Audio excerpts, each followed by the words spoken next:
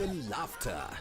Hii wigi umevaa kichwani. Sile wakati tulikuwa tunaapishwa tunapewa mheshimiwa.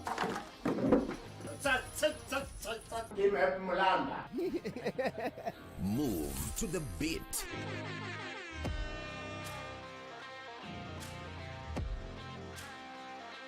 We are live from Broadcasting House. And get informed on the latest happenings.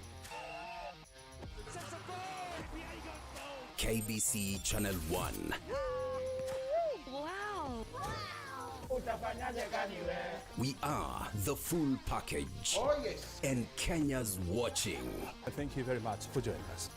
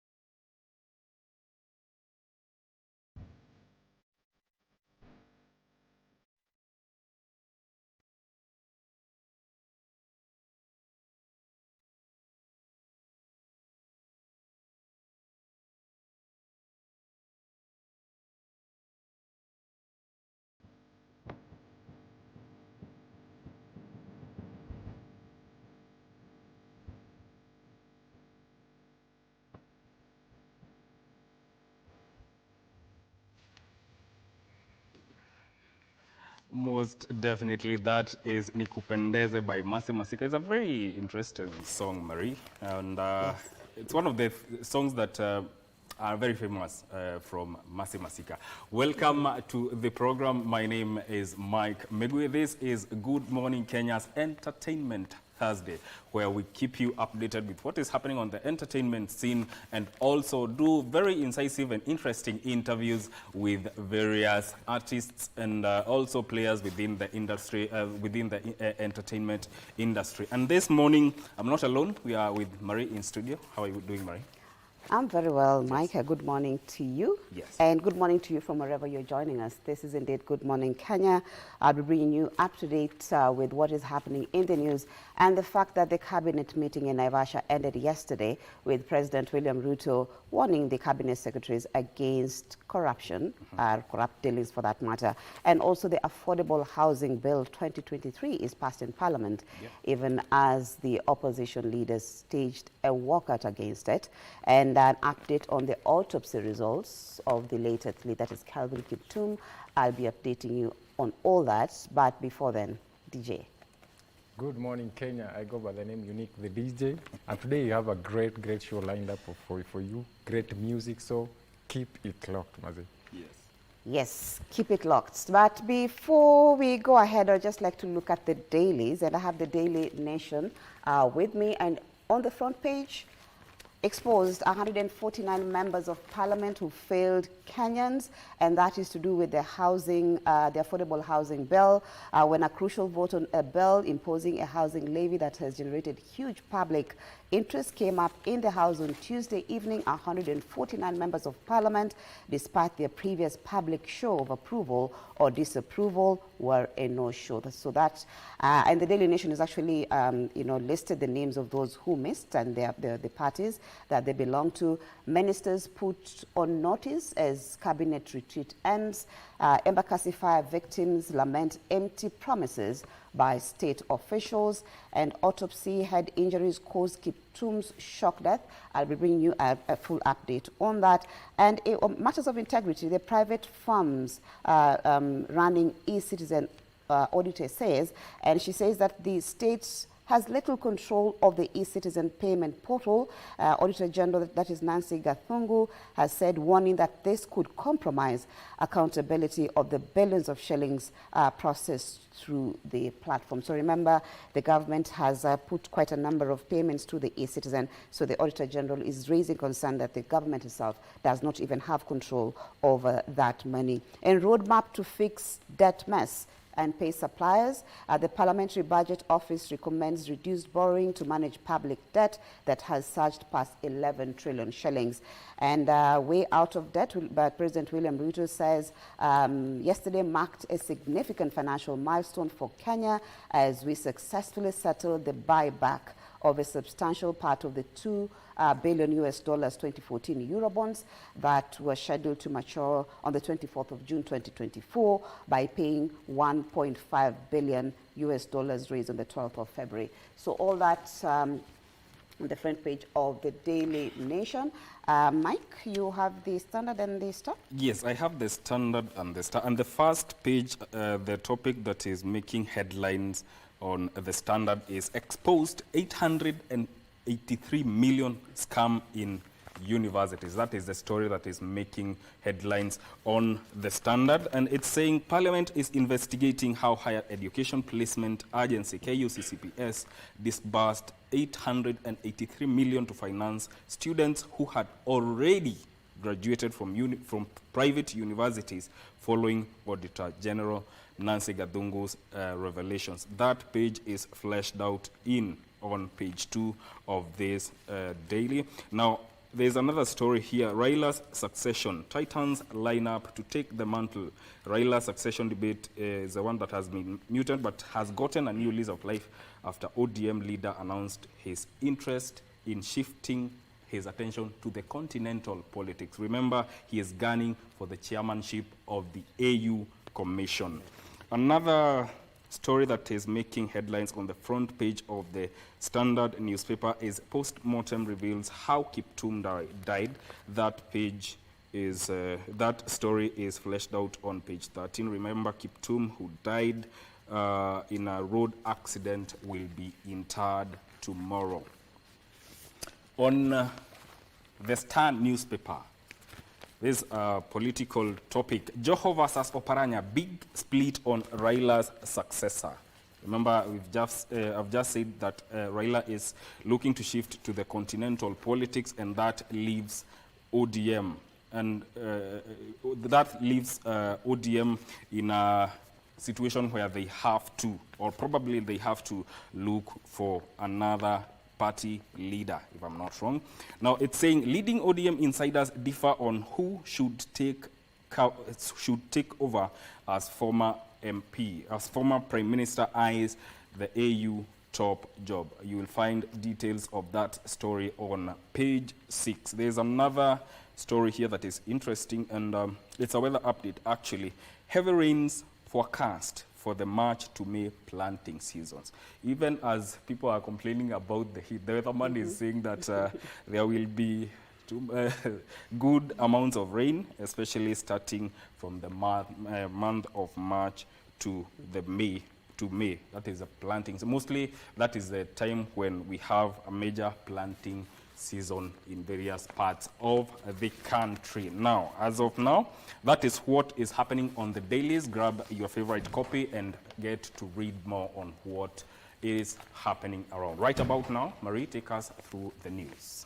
Thank you, Mike. I personally look forward to the rainy season. I never like the rainy season, but with this heat, believe you me, I'm looking forward to that. Yes. While we start with the news, where the National Assembly has approved the Affordable Housing Bill 2023, the bill was passed with amendments including regularization of the funds already collected prior to the creation of the new law and will be required to be transmitted to the Housing Fund. However, a section of opposition legislators stormed out of the chambers and vowed to go to the court to block the new law. Giverson Minor begins our bulletin this morning. National Assembly Bill number 75 of 2023 be now read a third time. Will as many other opinion say aye? Aye. Will as many other opinion say nay? Nay. The ayes have it. After a fiery debate in the National Assembly Wednesday evening, majority members of Parliament voted to approve the Affordable Housing Bill of 2023. The bill that seeks to create legal foundation and structure for the collection of the housing levy as ruled by the court, however, attracted amendments from both sides of the political divide. They include the provision to regularize the already collected housing levy. This bill is about employment creation. It is about wealth creation. It's about helping Kenyans to access affordable homes, creating new home owners, and therefore generating new wealth in our country and helping to grow our economy.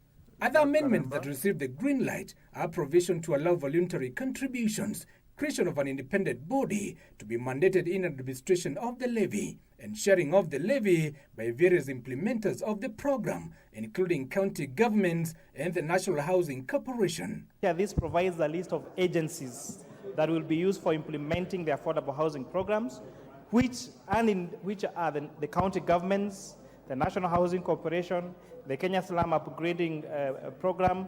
Proposal to have the levy deducted from the net or basic salary was opposed. We cannot be equal in terms of deductions. So I want to propose that that particular proposal amendment should not stand, but rather we go to the original that we base on the gross, because that cuts across in an equal manner. Thank you.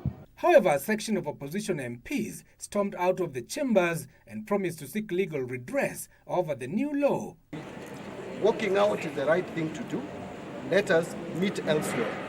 First, maybe courts. Two, I think Kenyans may go back to where we came from. Now, any Kenyan, whether you are a farmer or you sell clothes, mutumba, or whatever you do, the government has the right to calculate 1.5% of your gross earnings, not net. Gross earnings, and deduct that as housing levy. The bill is expected to be transmitted to the Senate to seek concurrence before the President signs it into law. Thank you, Giverson Minor. Chaos marred County Assembly sittings in Kisii and Laikipia counties. In Kisii County, fracas erupted following the tabling of a motion seeking to impeach the Deputy Governor, Robert Monda. In Laikipia County Assembly, the House sittings turned into a battleground as ward representatives exchanged blows over changes by the minority side on the membership to the House Business Committee tasked with scheduling House business. Abdiaziz Hashim with the details. In a characteristic fashion synonymous with some county assemblies, MCAs in Kisii and Laikipia counties engaged in a war of words that quickly degenerated to blows. Proceedings in Laikipia County Assembly were disrupted as MCAs heckled the Speaker. Speaker Lantano Nabala had a hard time informing the House, so Sian Ward MCA Lokoipen Paraleto had been dropped and replaced with Mukudogo West MCA Nicholas Lempaira as the minority whip. In the ensuing commotion, a water bottle was hurled at the Speaker, forcing the sergeant-at-arms to whisk him out of the chambers as orderlies circled the maze. The Speaker hurriedly left the building before he returned moments later. Yamefanyika yametushtua sisi kwamba we have an assembly that does not follow law. Hata kutoa leader of minority tunahitaji sheria. Kuna interest ambayo speaker ako nayo, na ni kwa sababu I'm one of the vocal members kwa nyumba. Yes. Because I speak for the minority. Now he wants to silence the house. Alete watu ambayo wanacheza mchezo yake. Also in Kisii County Assembly, this was the situation. MCAs locked horns following the tabling of a motion to oust the Deputy Governor Robert Monda. 51 out of the 69 MCAs had signed the motion.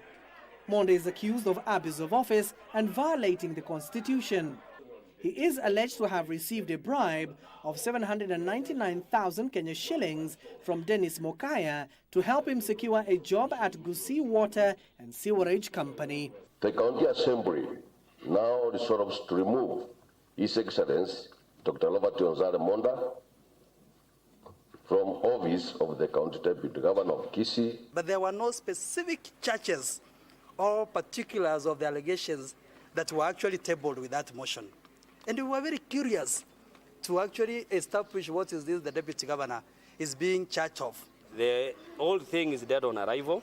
We want to urge the Kisii people, the Kisii County people, to remain united and know that the Deputy Governor is at peace.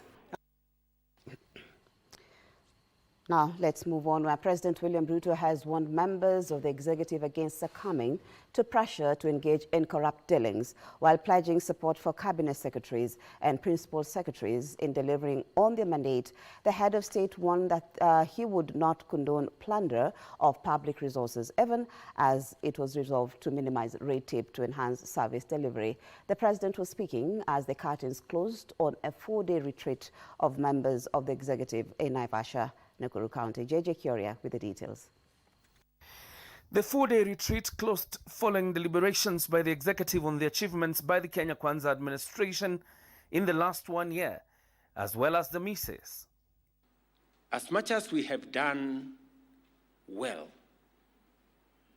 we can do a lot more.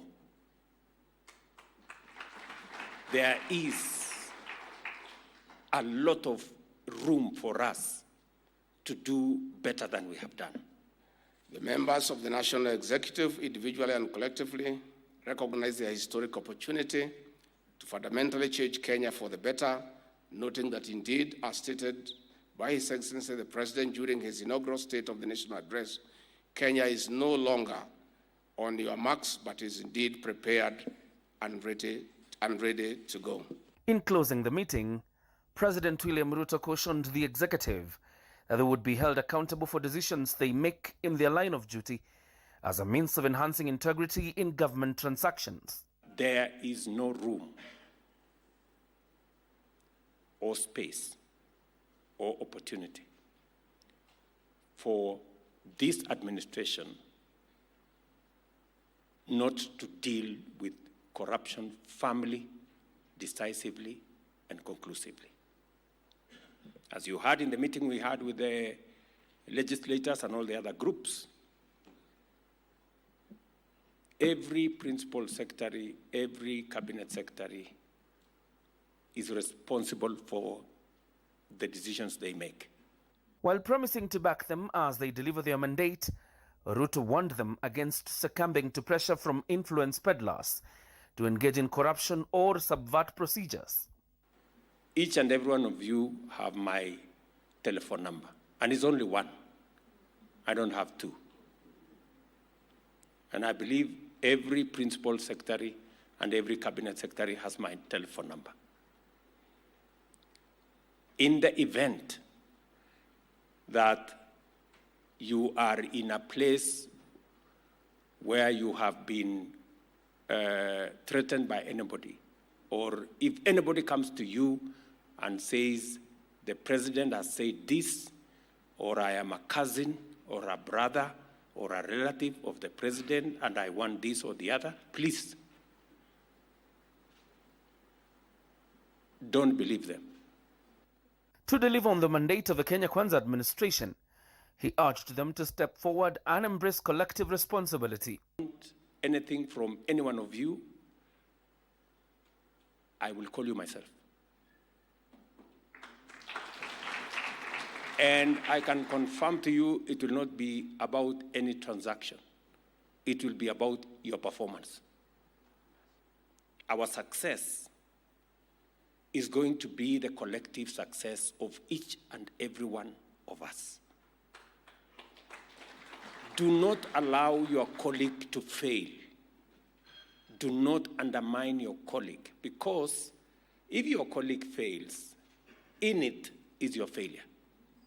The President's Strategy and Execution Office, led by Chief of Strategy Execution Aden Mohammed, has been tasked with coordinating quick action decisions as the government moves to cut bureaucratic red tapes, derailing projects funded by Kenya's development partners. At the closure of the 3 days cabinet retreat in Naivasha, President William Ruto challenged members of the executive to embrace servant leadership in delivering the plan.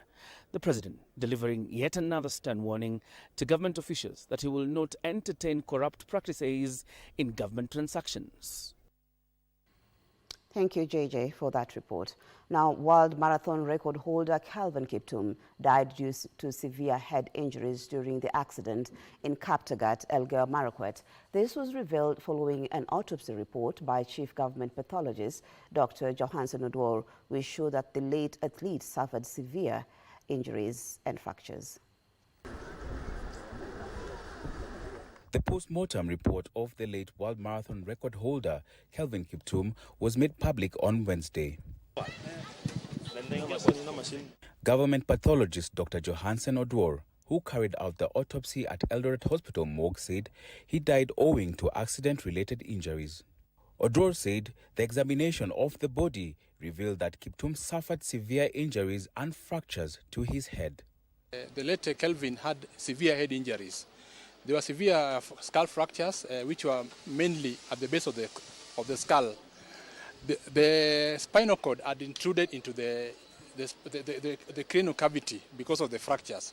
He said the fractures were on the skull and ribs, which also damaged his lungs. There are also what is called contusions on the lungs, meaning that there were also injuries to the lungs. So what actually killed the late Kelvin was severe head injuries, which when I look at them, they look more of something which was caused by a motor vehicle accident.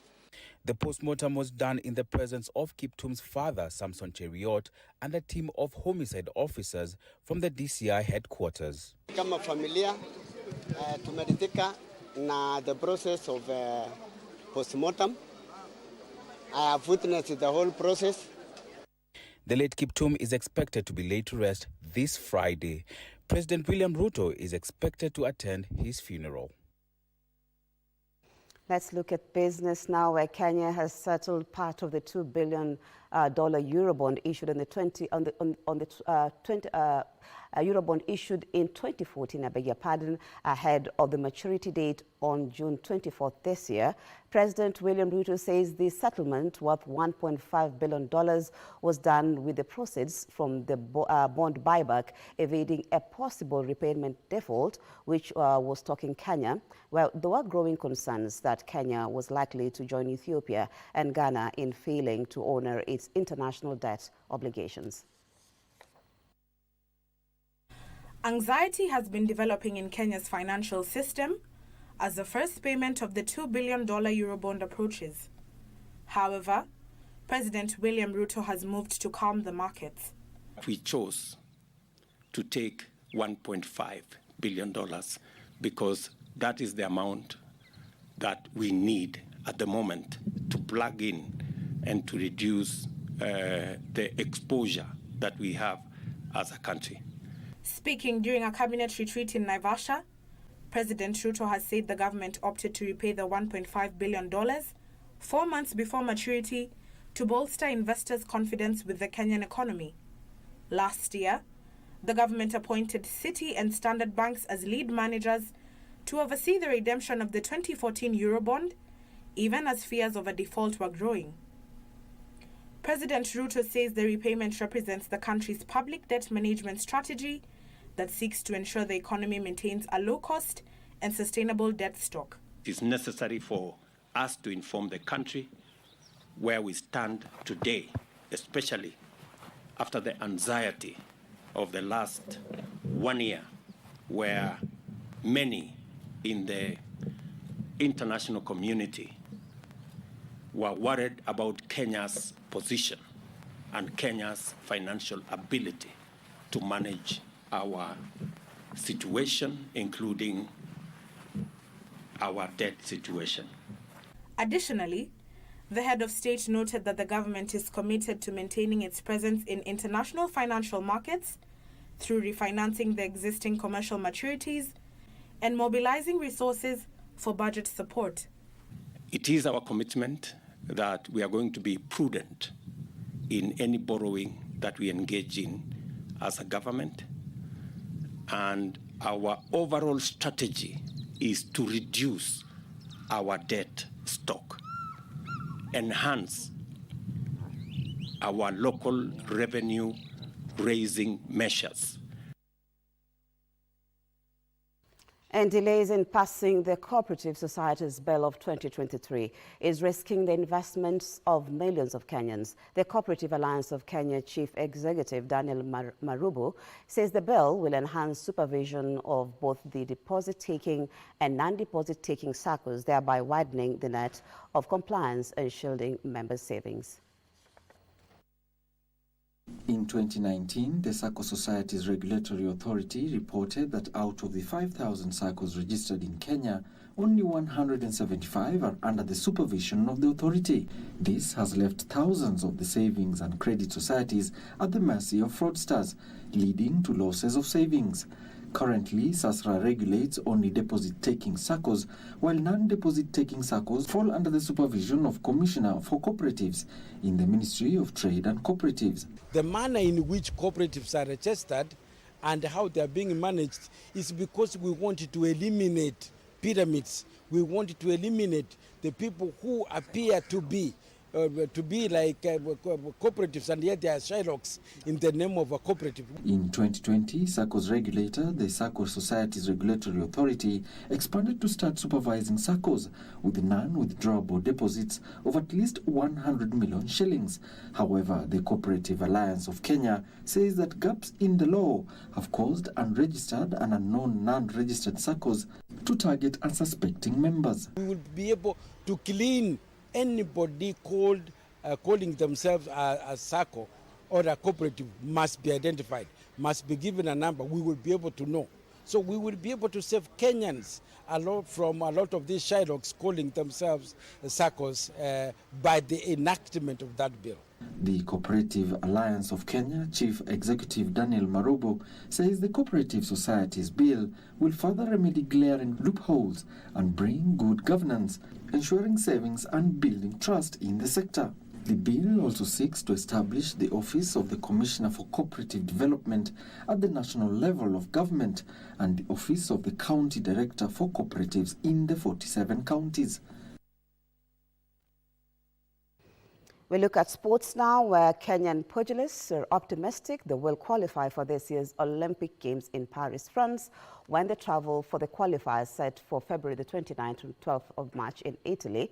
Meanwhile, Athletics Kenya, the AK, has scheduled the African Games trials to be held on the 5th to the 6th of March at the Nyayo National Stadium. According to the national team head coach Musa Benjamin, the team has been training since last month ahead of the Olympic qualifiers set for February 29th to March 12th in Busto Arsizio in Italy. The defense yetu imekuwa haijakuwa nzuri.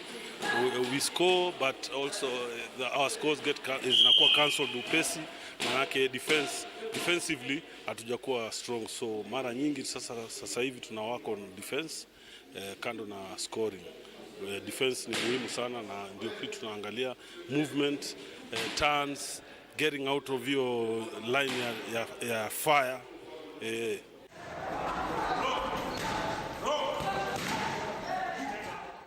Musa revealed there are no injury concerns as hit squad steps up training high in the Olympic slot. Naomba watupatie tu support, tunajituma venye tunaweza, so hiyo support pia ni muhimu. Tunajikaza ile tuweze kupata hiyo slot ya kwenda Paris. Mazoezi yajakuwa mabaya, ni kung'ang'ana, kwa sababu katika kila michezo Olympics ndio inakuwa the highest. So kwa kila mchezaji aim yake inakuwa ni Olympics. Kama mimi naweza sema yes, nishaenda Olympics, but sijasikia ile utamu ya Olympics kwa sababu huo ulikuwa ule wakati wa corona. Kwa hivyo mambo ilikuwa ni 50-50. Coach ametupe skills zile tunahitaji kulingana na hizo games zingine tumekuwa. Najua tuko mahali papoa kuliko previous qualifiers. Najua God to help na tunaenda qualify.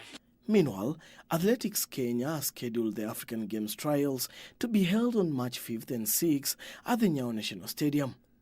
The National Athletics governing body also set new dates for the National Cross Country Championship to be held on 2nd March at the Kenya Prisons Gardens in Giriru, Kiambu County. The two events were put off last week in honor of world marathon record holder Kevin Kiptum, who died in a car crash alongside his coach Gavis Akizimana. That story by Dan Mwendwa brings us to the end of the bulletin this morning. Thank you so much for your company. Good Morning Kenya will continue just after this break. My name is Marie Yambo.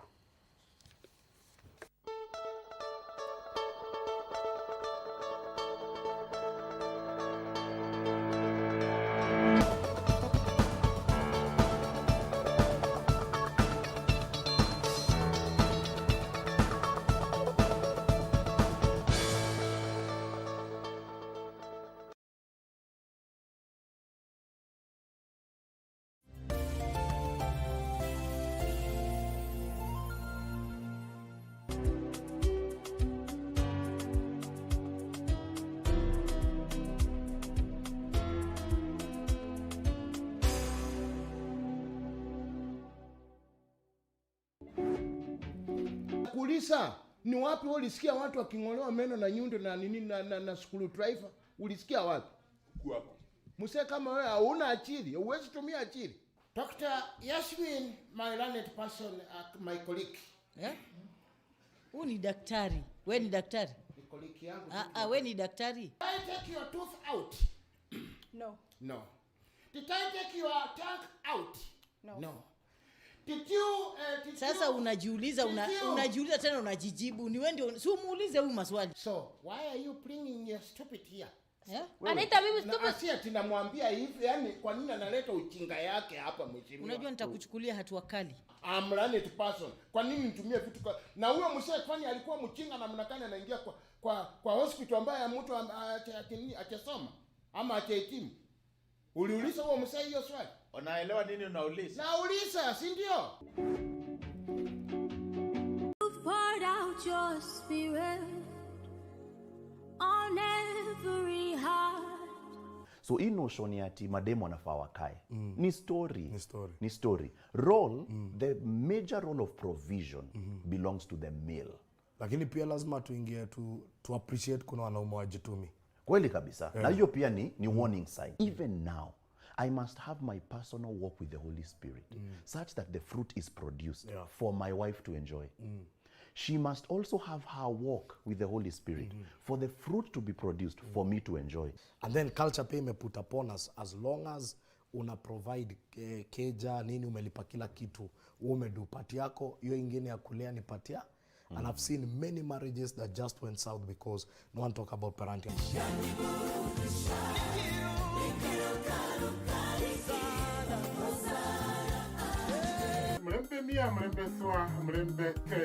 Habari njema kutoka redio yako pendwa ya Ingo FM kwa wakazi na mashabiki wa Bungoma. Sasa Ingo FM inasikika Ingo Bungoma kupitia masafa ya 103.5 FM. Sikiliza na uchangie, burudika ukifurahia uhondo wa kipekee kwa lugha ya nyumbani. Awamu ya Baraka UCC, natural sweetness. Kadhalika, tegea Ingo FM ukiwa maeneo ya Kakamega, Busia, Vihiga na Trans Nzoia kupitia 101.5 FM. Isenikoli omwana wa kwendo mkhana imoni dala nombo nyala kunanga KK. Ingo FM, ininginingi ye Muitala.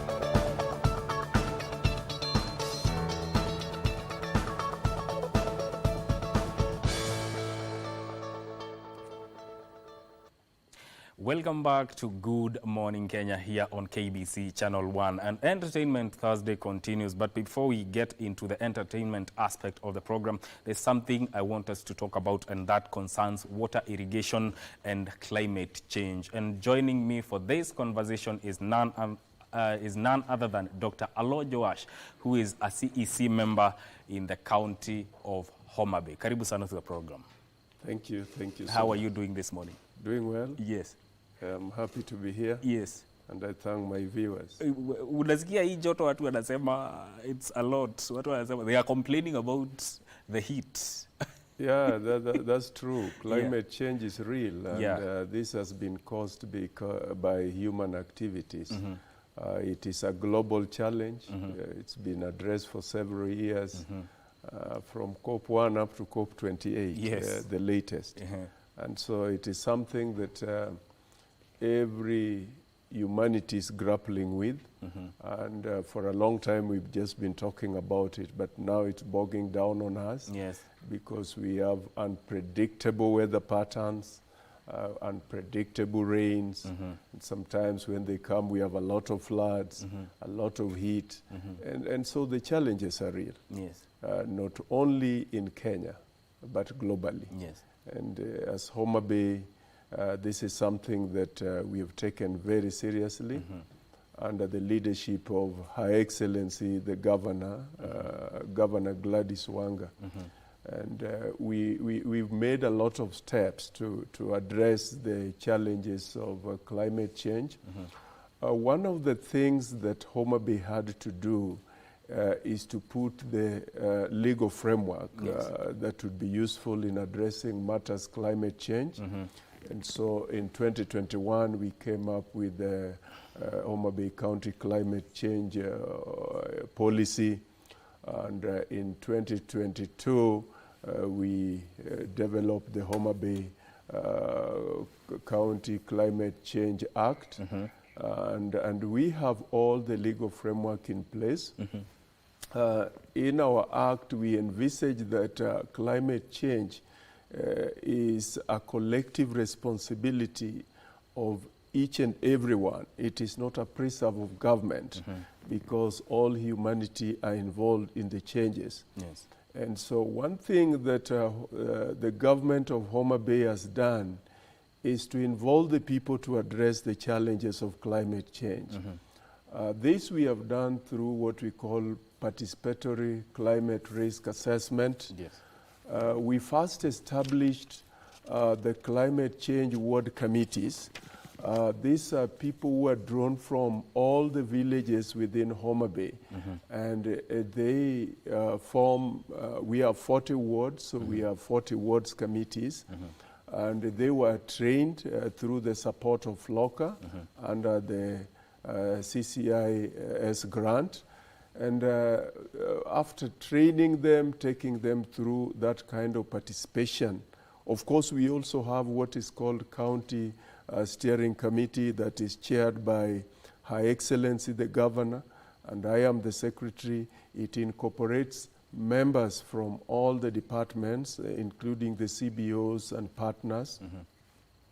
We also, in our act, have what is called Homa Bay Climate Change Technical Committee, which I do chair as the CCM in charge of climate change. And then now the ward committees. Now, we really needed to know what should be done in every village to overcome the challenges with regard to matters of climate change. And so it involved the people. And I want to thank our governor because she is a people-centric leader. She believes in the people. She believes in interacting and getting needs assessment through what the people say.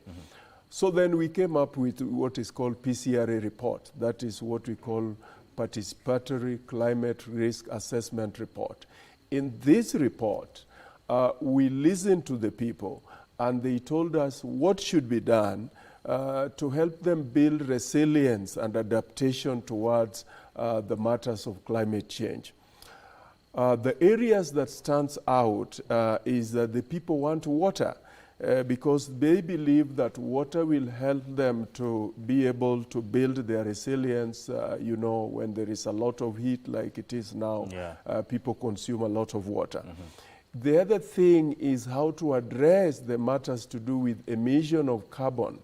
And now the people wanted us to improve the forest cover. As I talk to you now, we are striving to improve from 2.8% forest cover, and we envisage that in 5 years we should be able to move to 10. And in 10 years that Her Excellency Governor Gladys Wanga is going to be in the office, we could move to 30. And then, therefore, that is a major investment that my Department of Climate Change and Forestry has really endeavored to address. If I would cut you short, what has been the reception from the people on the ground? Because when you talk about climate change aspects, they are affecting even the person on the ground. We are talking about matters, farming, availability of water. What has been the reception of that, of your efforts in as much as mitigating climate change is concerned? I can tell you that the people of Homa Bay have risen to the occasion. They have realized that climate change is real and it has to be addressed. And for your information, I want to tell you that Homa Bay County now has a silent policy where we grow trees even in funerals. We honor the dead by planting number of trees commensurate to whoever's died. And on the day of burial, if whoever's died is 80 years, we recommend that we plant up to 100 trees. And for sustainability, this is integrated in the funeral budget. Even your birthday, you know, my department gives a certificate for you to make noise. And we have recommended that when you are celebrating your birthday, you plant trees commensurate with the number of years that you want to live, not just the years you're celebrating. And I think the public are very passionate about it. One thing we discovered is that the public are very passionate about provision of water. We've done a baseline survey in Homa Bay. Though we have an advantage that 80% of Lake Victoria in Kenya is domiciled in Homa Bay. But ironically, from our baseline survey, people still have to travel for up to 7 kilometers to access clean, safe and adequate water. And you and me know that that is enshrined in our constitution. It is the mandate of the government to provide water. And you know, Homa Bay County is a microcosm of the national government. So we are mandated to provide the water. So in our PCRA report, one thing that we discovered is over 90% of people of Homa Bay want provision of water. And really, the many projects they selected, other than agriculture, which we support, resilient agriculture, which we support through the climate change grants, provision of water and forestry. What came out strongly for the people of Homa Bay is that we need to provide them with water because there is water for irrigation, and that would help us in as far as food security is concerned. Because as we talk now, one major project that we have is the Oluch Kimira, which was being financed by African Development Bank. But all the phases were not completed. It was left halfway. So if you go to a place called Kochia, you'll find that people are growing maize, they're growing rice, but not in large scale as was anticipated in this project. And that is the reason why we still need a lot of investors to come and invest on water for irrigation in Homa Bay, because we have arable land, but due to climate change and challenges with rainfall pattern, really we cannot rely on the rain. We have the lake and we can do irrigation to ensure that we increase productivity. And that is why we have the Homa Bay International Investment Conference coming up between 27 to 29. We'll come to that, but I want you to talk more on the efforts that you are doing as a county in terms of becoming food secure. The government of Her Excellency Gladys Wanga, when she came to the office, started by supporting farmers. And I remember last year she traversed the entire county providing seedlings. And I want to tell you, for the first time, there was bumper harvest in Homa Bay. We are enjoying a lot of food. This she has done, and colossal sums of money was, spent. We also have ward agriculture officers who go around to sensitize farmers on matters of, agriculture. We have a number of value chains in agriculture. In Homa Bay, we are talking about cotton, we are talking about edible oil, we are talking about rice, we are talking about sweet potatoes, we are talking about pineapples, we are talking about cassava. So we are not just relying on maize per se, but a lot of effort has been made, and even this group of the farmers associations, they are being supported. I remember the Department of Agriculture giving out pumps for irrigation early this year, presided over by Her Excellency the Governor. But we are saying that this is not enough because the government cannot do it alone. As far as food security is concerned, we need a concerted effort. We need partners. Homa Bay has conducive atmosphere for partners who want to invest even in agriculture, because we have legislation in place, one in 2023 about financing projects, and the other one of 2020, that is Homa Bay Investment and Cooperation Act. And so the environment is conducive, and what we need is to have so many people, so many partners coming in place to support the efforts of the government. Because you and me know that agriculture is not the only preserve of government. Yes. The government has to work on areas of roads, infrastructure, health, which I really want to thank the Governor Wanga that this is an area she has given a lot of attention and has led to reduction in child mortality, yes. Mother-child mortality. Yes. But again, now you see, we still need partnership. Talk about the major event that is coming up in Homa Bay. We're having a major event in Homa Bay, commencing ideally on 26th, running up to 29. Everybody globally and in the entire nation will be congregating at Tom Mboya University, where we'll be showcasing the investment opportunities that we have in Homa Bay. You know, Homa Bay is the only county with endless potential. If you walk in Homa Bay, you see every area to invest in. There is not even one that is left behind. If you want to invest in agribusiness, the place to be in is Homa Bay, because you'll be able to invest in edible oil, palm oil, you'll be able to invest in even animal food feed processing, you'll be able to invest in blue economy, matters of health, tourism. Homa Bay is like a small paradise in Africa. What necessitated the convening of this event? We want to open up Homa Bay to the global community, because people don't know that we have opportunities for investment. If you come to Homa Bay in terms of blue economy, you'll find we have the largest freshwater lake, and the opportunities for water transport, the opportunity. We have minerals in Homa Bay, we have gold, we have coltan, we have Roma National Park in terms of tourism, where people can put up eco lodges. We are working on lakefront, a serene environment with a lot of beauty, where people can just walk along. You've been to Mombasa? Yes. When you walk in Mombasa, you enjoy the serenity and the aesthetics of Indian Ocean. That is what we are working on in Homa Bay. If you move in now in our Paya area, yes. There's massive work going on, and we are inviting investors to now invest in restaurants, now invest in green parks.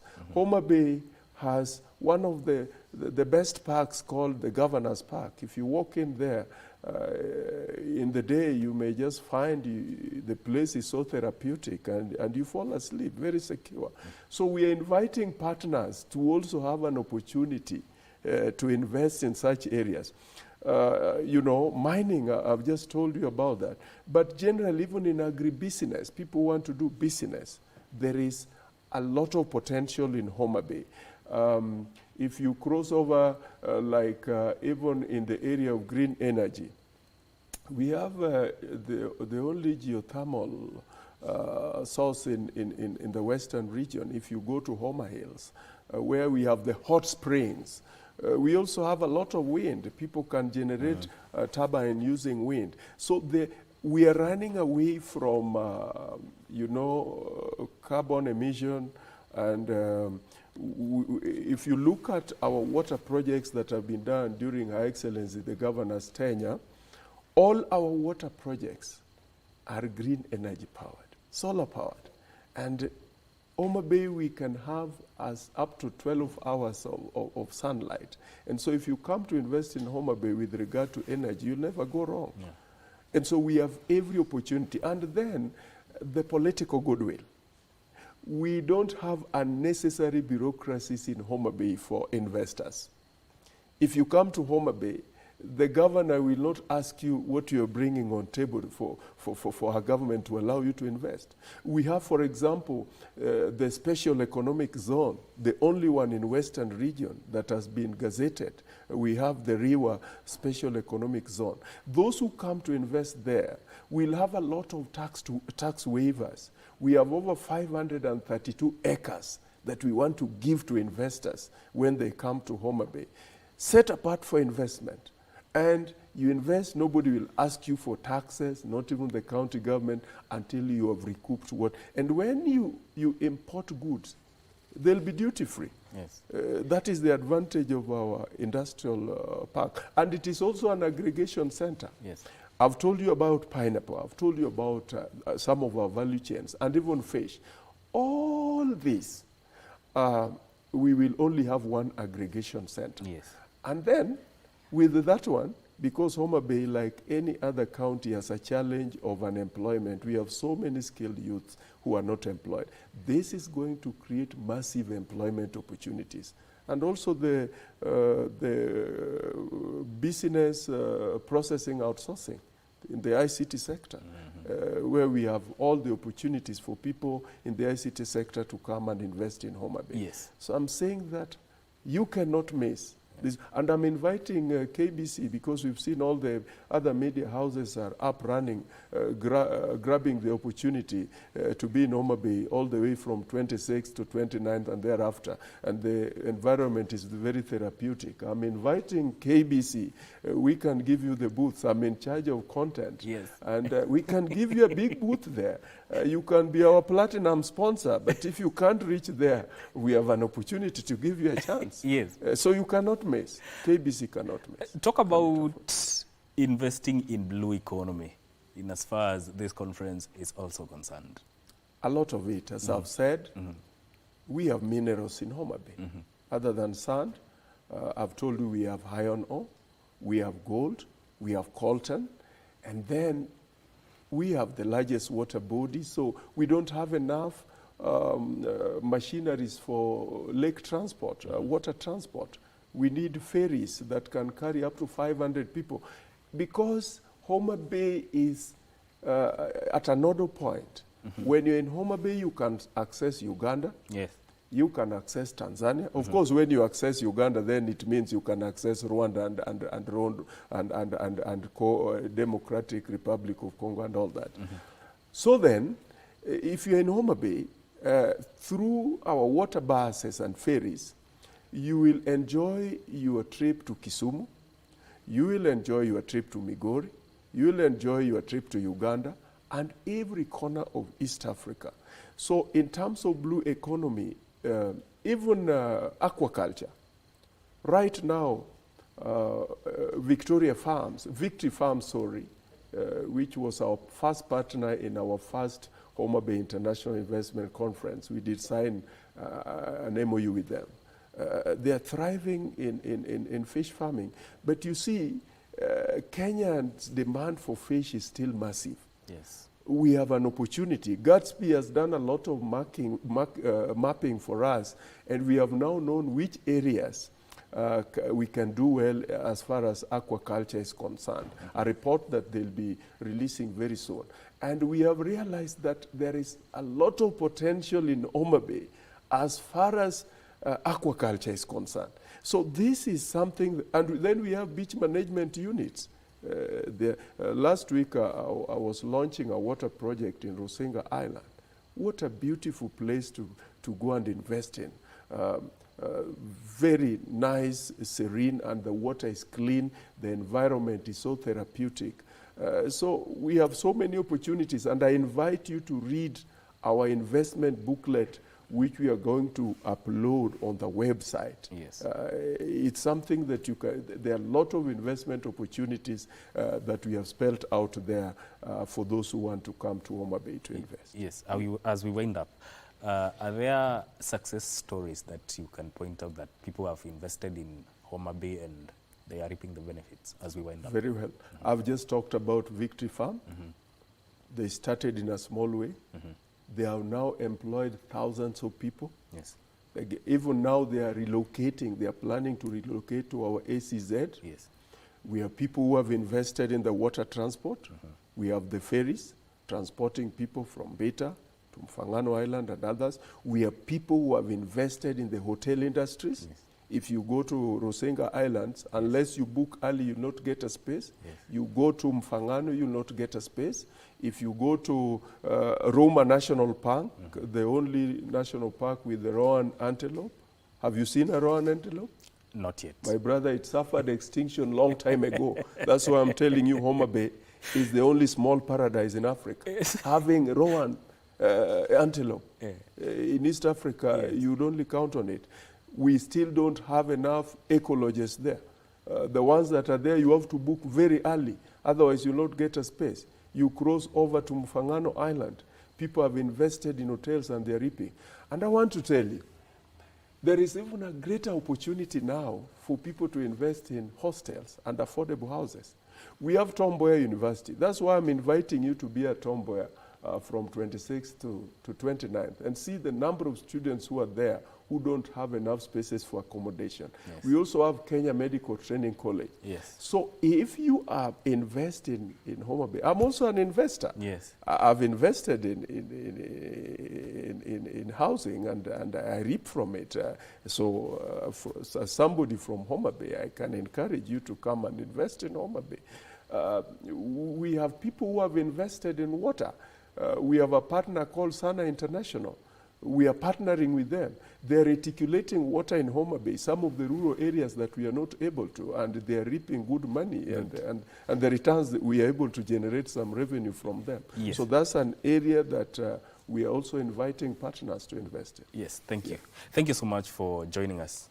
And we look forward to attending that conference. And even Kenyans have heard for themselves that they are free to go and invest in Homa Bay County. We have been talking to Dr. Alo Joash, who is the County Executive Committee member in the County of Homa Bay.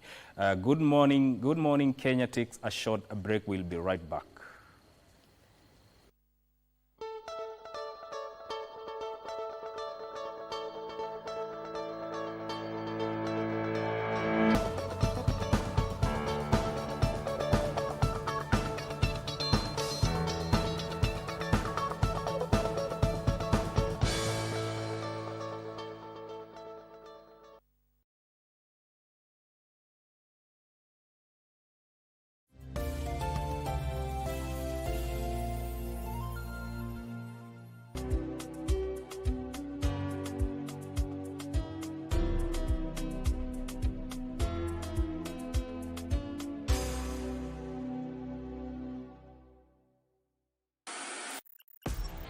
On KBC Channel 1, we are a TV station like no other. Get a taste of the best in entertainment. Yes, indeed. Feel the passion. Will you promise me? I swear that you will never lose me. I can't get married to you. I'm sure you knew about it. That's why you're making fun of me. Experience the drama. Get out. Who's the man in this one? And the laughter. Hii wigi umevaa kichwani. Sile wakati tulikuwa tunapishwa tukapewa mheshimiwa.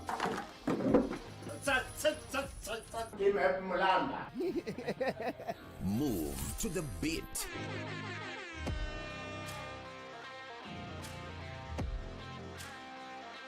We are live from Broadcasting House. And get informed on the latest happenings.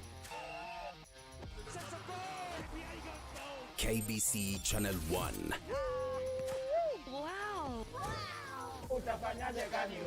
We are the full package. Oh, yes. And Kenya's watching. Thank you very much for joining us. But the thing is, I have nothing to lose. Now, if you really want me to keep my mouth shut, then you had better let Marcelo live his life however which way he pleases. That means you're the sister of Lucia, the one who stole her fiancé. Yes, that was me. I'm glad that you know that, so you know what you can expect from me. Are you threatening me, little girl? Take it however you like. Incredible how you put all these roadblocks in the way of everything I propose. And it really bothers me that you don't recognize my efforts in keeping together this family. Particularly trying to win you back. Nobody knows how I really feel inside, and nobody really cares. Nobody knows that I deeply regret everything that I've done. Started off a secret, one man as a leader, defied all odds. Allah subhanahu wa ta'ala, yeye ndio mwenye kuturuzuku. Riziki zetu sisi binadamu zinatoka kwake yeye Allah subhanahu wa ta'ala.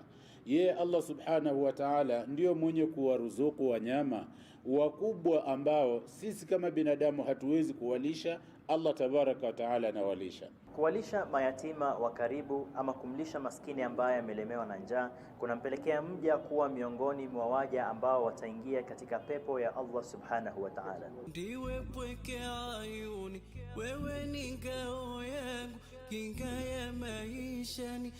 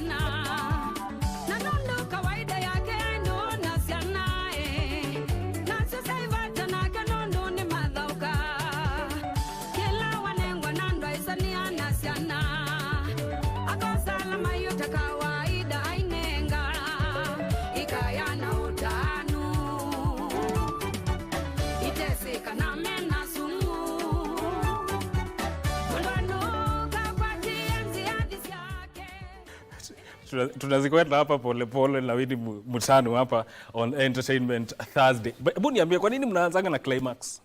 Most of the Kamba songs that I've listened to zinaanzanga na climax. Of course usipoanza na climax kwa Wakamba, that's not music. Very spirited. It's our trade. Yes. We have to.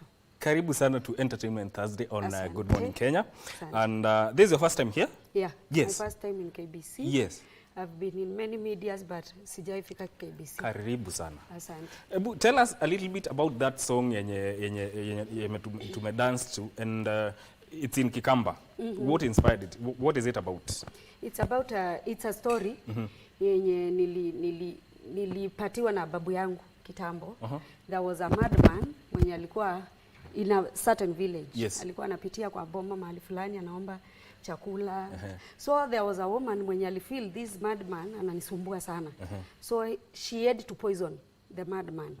Ndio aache kusumbua. But akampatia mandizi kama iko na sumu. Not knowing ata huyu madman hakuwa anakula hii chakula yenye anapewa by the villagers alone. So akapitia mahali akapatana na watoto wakicheza.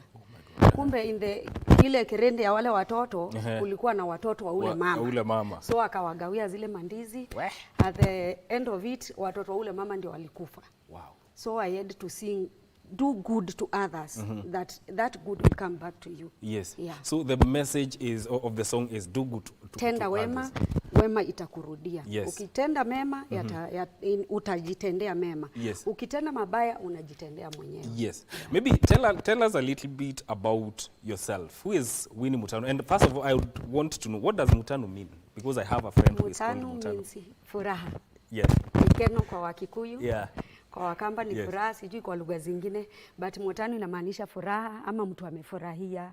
Yani something kama hiyo. Yes. And acha tutacheza ngoma ingine moja yako as we come back and continue with the interview. DJ, cheza kama wewe.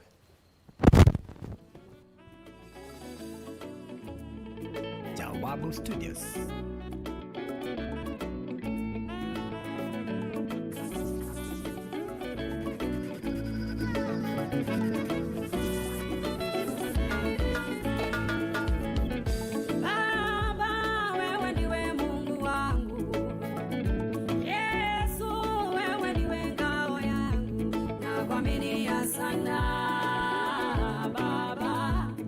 Umeniokoa, bado utaniokoa. umenisaidia na bado utanisaidia.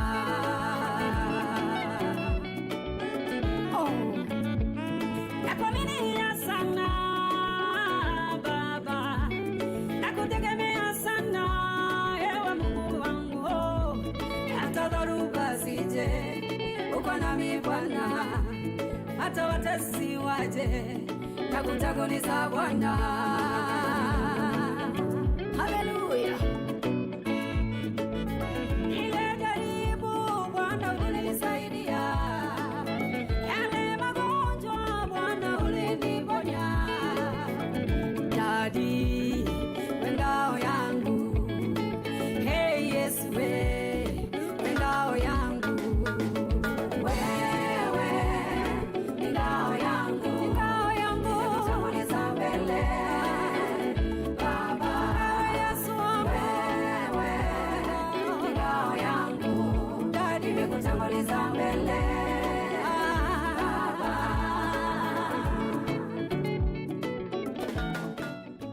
Definitely that is Winnie Mutanu. Ametuambia jina lake Mutanu linamaanisha furaha. So how has your journey been since ulianza muziki lini kwanza? Nilianza 2015. Ndio nilianza my music, ndio I did my first album. Ilikuwa inaitwa Bwana Niepushe na Shimo Refu. That was my first album. The second album nikafanya 2017 and the other one nimefanya 2019. Yes. The third one. Yeah. So what inspires your songs? Because mtu kulingana na message, yeah, every song has its own message. What inspires you to write songs? Okay, to me it's a call. Not, kuna wengine tunaambiwa unajibandika ama unaona tu music ni industry ya kutafuta pesa, you just start singing. Yes. So to me it's a call. So it's only inspired by just the spirit. So siwezi amka tu hivi niseme naimba wimbo. I just feel it, I meditate about it, I pray about it, then I just find myself singing. So how long does it take, for instance, to write one song? For me, even 30 seconds, 30 minutes enough. Yes. It's enough. I can take a minute, I can take a day, I can take a week according to the message yenye umepewa na yenye unataka kuimba. Unaweza pata umeandika just one stanza and you want a full song na utaki kuweka maneno yako. So you have to think about it, you pray about it. Ndio upate the other words and the other message yenye unataka kuweka kwa muziki. So uandiki tu muziki just anyhow, once just anywhere. The message ukipata sasa, tuseme nipate like a music, like a heading ya Bwana nilinde. Siwezi anza tu kuandika Bwana nilinde zote mpaka mwisho just for the sake of nimepata hiyo message nilinde. Yes. I have to think about it, niende kwa Biblia, ni refer from the Bible, then I get the whole song. So it can take a week, it can take a day, it can take a month. It depends with the message. It depends with the message. Interesting. Yeah. Now, unajua kuna wale wanaingianga kwa tasnia ya muziki with an intention of just it's a business venture, and others, especially when it comes to gospel, others get into gospel because it's a calling. Where do you stand between the two? Mine it's a calling because I started singing nikiwa mdogo sana. In fact, I started ile tu ya Sunday school, primary hivyo. Nilianza nikiwa I think 9 years. Wow. Hapo ndio nilianza kuimba tupambio nini. Kwa Wakamba lazima uanze na hizi za Kimangu, hizo za pepeta jiko iwake. So we started, unawekewa home, una dance. So mimi nikajipata tu, nishaanza kuimba Sunday school. Yes. In fact, kama singeteimiwa niingizwe kwa gospel, mimi ungeenda secular huku kwa Maima. Yes. So ningekuwa huko nao. But wazazi they were church elders, so nikaingizwa kwa msingi wa kanisa. Speaking of that, talk about, ningetaka kujua what is the importance of spiritual grounding in as far as singing, making gospel music is concerned? It matters a lot kwa gospel, because that is why sasa umeleta hii mambo ya wenye wanaingia kwa industry ama ministry. Many of us in this gospel tuko kwa industry. We are not in the ministry. Tuko kwa industry, not tuko kwa ministry. Yes. There's a difference. There's a difference because industry it's money making. ministry umeitwa for the gospel. So that is why wengi wenye wakuanza kwa msingi wa kanisa, the background yako umegrow tu vile umepata waimbaji wanaimba, umesikia uko na sauti, ukaona I can make money through this. It matters a lot, your background matters a lot, because ndio inakupatia ile umbrella ya kukaa katika neno, ya kukaa katika uwepo wa Mungu. Because usipojichunga vizuri, hata ukiwa kwa hiyo background ya ministry unaweza jipata umeingia kwa industry because of hii tamaa. Yes.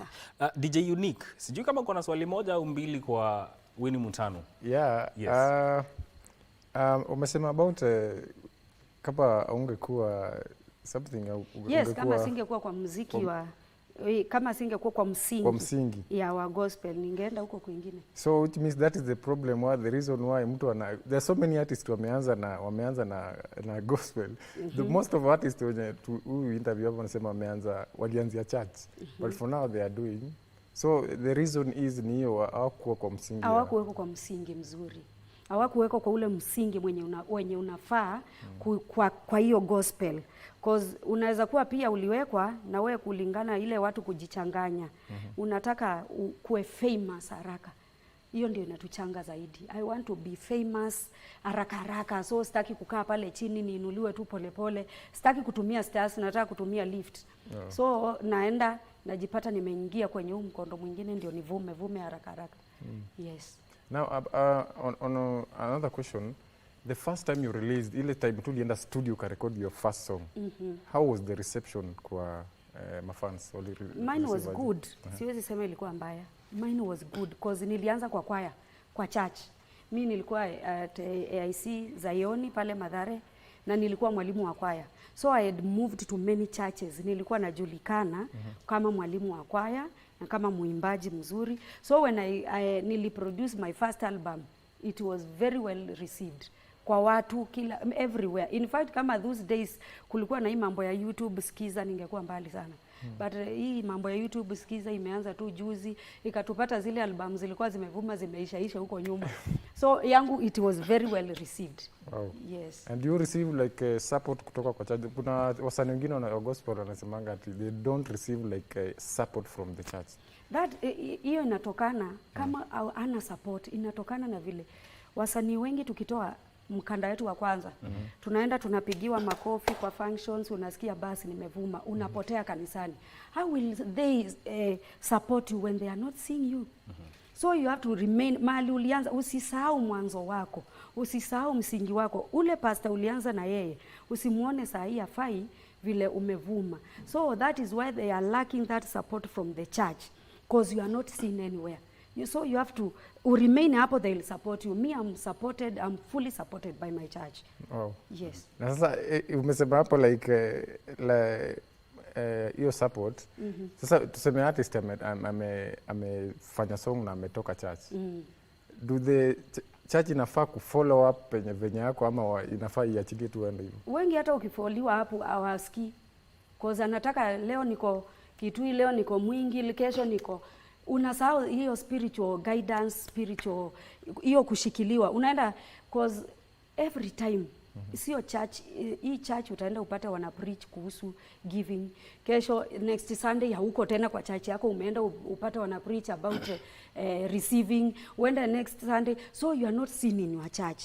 Again ukifuatiliwa unasema mimi nimevuma, mimi ni mwimbaji, I have to go and sing. So mnanifunga hapo nifanye nini? Of which unasahau hapo ndio umejengewa ukainuka. Hata kama utatembea, of course umeitwa kupreachia watu. Hata kama utaenda many Sundays, try in a month, be in your church for like one Sunday, the other Sundays tembea, one Sunday at your church. Hapo utaonekana unashikilia kanisa yako. So lakini ukienda for more than 3 months you are away. They will not support you. So in other words, you need to be grounded not only in faith but also from where you for started. Your spiritual. Yes. Now, do you do most of your song in Kikamba ama you mix Kiswahili, Kiingereza? I've done both Kiswahili and Kikamba. Yeah. And having now been in the industry for quite some time, unaweza sema ni challenges gani umeface kwa hii tasnia ya muziki? Challenge ya kwanza ni about promoting music. Like now, niko hapa KBC. This is promotion nafanya na I'm promoting my music and through watu. Kuna zile unaweza pata hauna ile support na kuna waimbaji wengi sana wako hapo chini wako na muziki mzuri sana. But wamelaki ile support ya kuingia mahali kama hapa. Cause hana pesa maybe, hajuani na watu, kuna mtu anaweza mpeleka kwa media kama hii. So hiyo challenge ilikuwa kwangu for a long time. Sikuwa na anybody mwenye anaweza ni push niingie kwa media cause sikuwa na anyone naweza step on anifikishe hapo. That is one challenge. Another one is money. Unaweza pata, najua waimbaji wengi wanasema pesa, but it's true. Nothing can move without money. In the world, not even in Kenya, and not even in gospel ministry. Hakuna kitu inaweza move vizuri bila pesa. So money has been a problem because nahitaji kwenda, like umeniita show Kitui, hujanipatia hata deposit and you want me to come. And because nataka nifike nisi lose ile congregation wasione nimefail tena, nataka kujimarket na jifinyilia nifike. Hiyo time nimejifinyilia nikafika, nimefanya ministry for a whole week, kama ni crusade ama revivals ama hizo. Tushafanya hizo conference zote tumemaliza. Then pastor unaingia kwa miti. Anajipea kusonga. Mungu akubariki. Naingia kwa nyasi. Ama anajitokeleza. Sister, you have done very well, umetubariki sana. Mungu akubariki. Enda na amani, utaonekaniwa. Hivyo tu. Hivyo tu. I have come with my dancers. Let me say. I have come with my dancers. Na maybe nimekuja na watoto pia, sikuwa na mtu wa kuachia. Then at that time unaniambia enda vizuri, mtumishi utabarikiwa. That's a big challenge kwa waimbaji wote. I can say it. Tumeteseka ukweli. Yes, about hiyo na naambia wachungaji please. Wachungaji tuache kutesa waimbaji. Please, na waomba tuache kutesa waimbaji. Na tusio wa gospel peke. Hata hao wengine ukiwaita pia usiwatese. Cause singing is a ministry.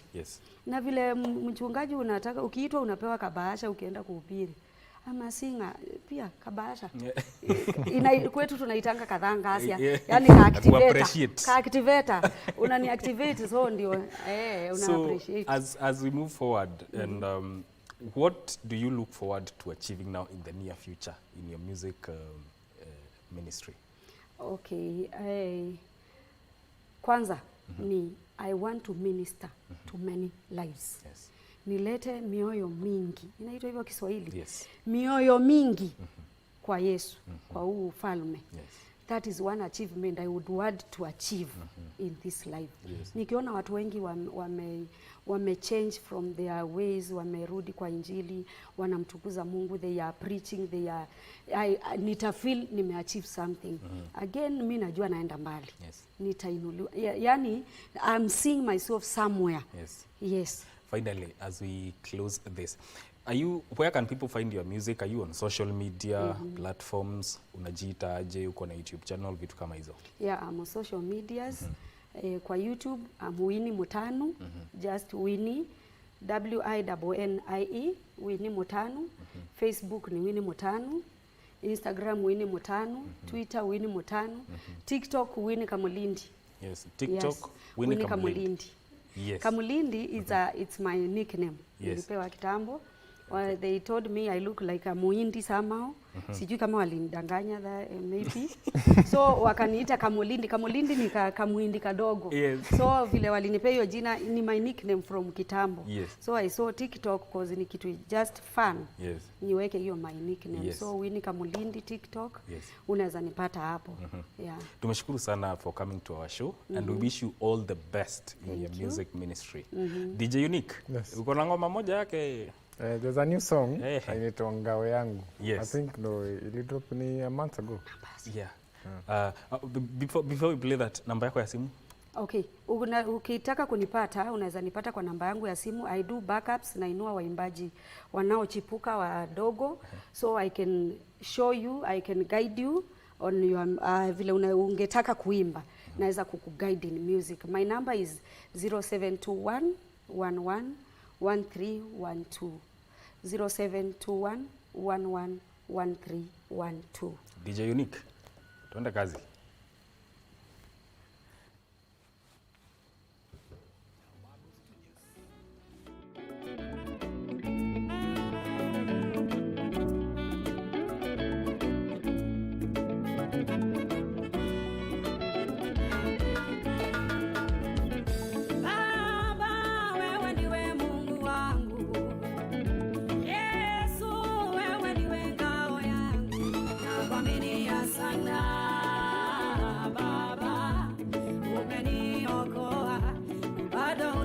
uliniokoa, ulinisaidia na bado utanisaidia.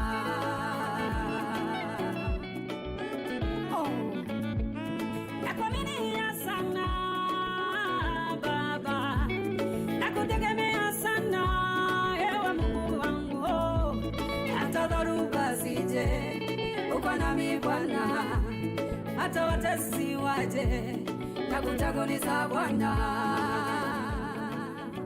Haleluya. Ile jaribu Bwana ulinisaidia.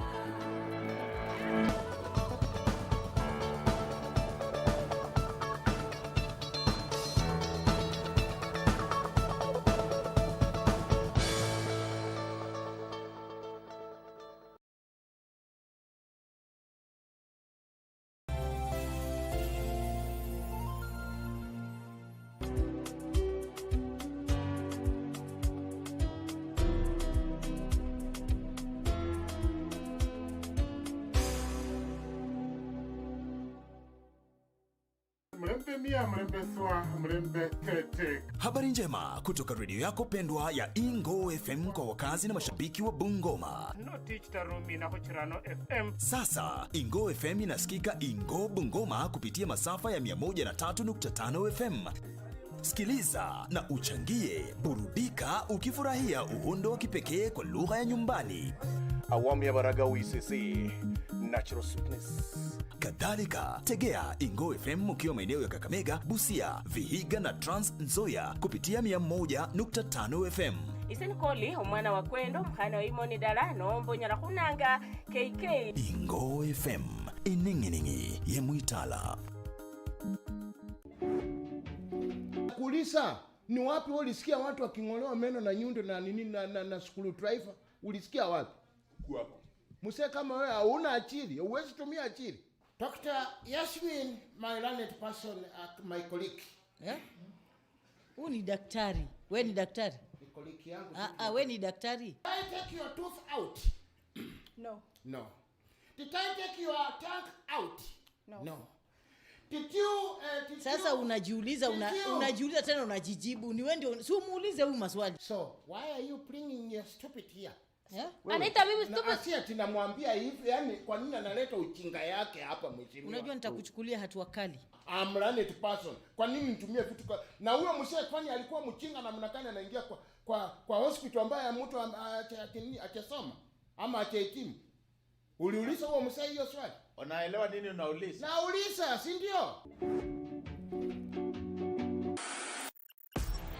On KBC Channel 1, we are a TV station like no other. Get a taste of the best in entertainment. Yes, indeed. Feel the passion. Will you promise me? I swear that you will never lose me. I can't get married to you. I'm sure you knew about it. That's why you're making fun of me. Experience the drama. Get out. Who is the man in this one? And the laughter. Hii wigi umevaa kichwani. Zile wakati tulikuwa tunaapishwa tunapewa mheshimiwa.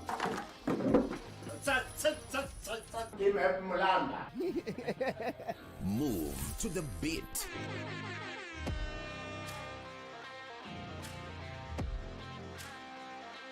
We are live from Broadcasting House. And get informed on the latest happenings. KBC Channel 1. Wow. We are the full package. Oh yes. And Kenya's watching. Thank you very much for joining us.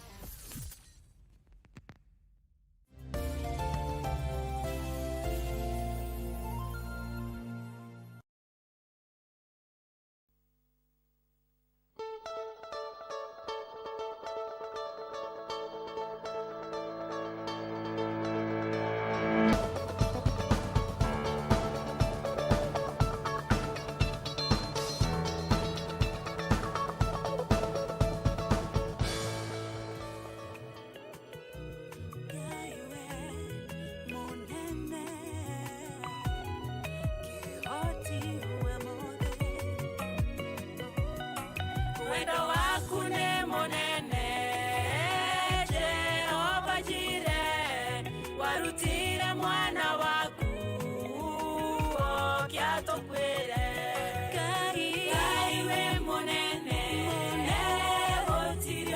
tawe kaiweke hoti ndio hotaga mothe kaiwe monene gotire ongetawe kaiweke hoti ndio hotaga mothe gotire okuremaga kaiwe monene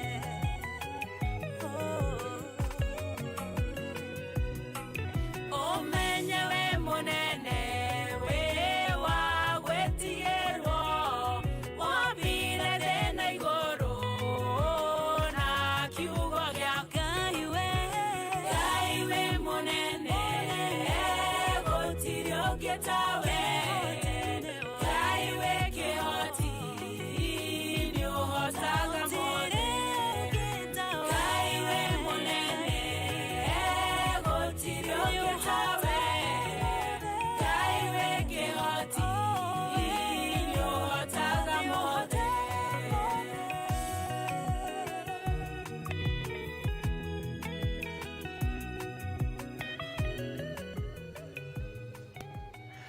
Most definitely, Guy We Monene. That is a song by Veronica Wairimu. Karibu sana to the program. That song has worship vibe to it. Ni nini ili inspire your song? When I was leading the Bible, Yes.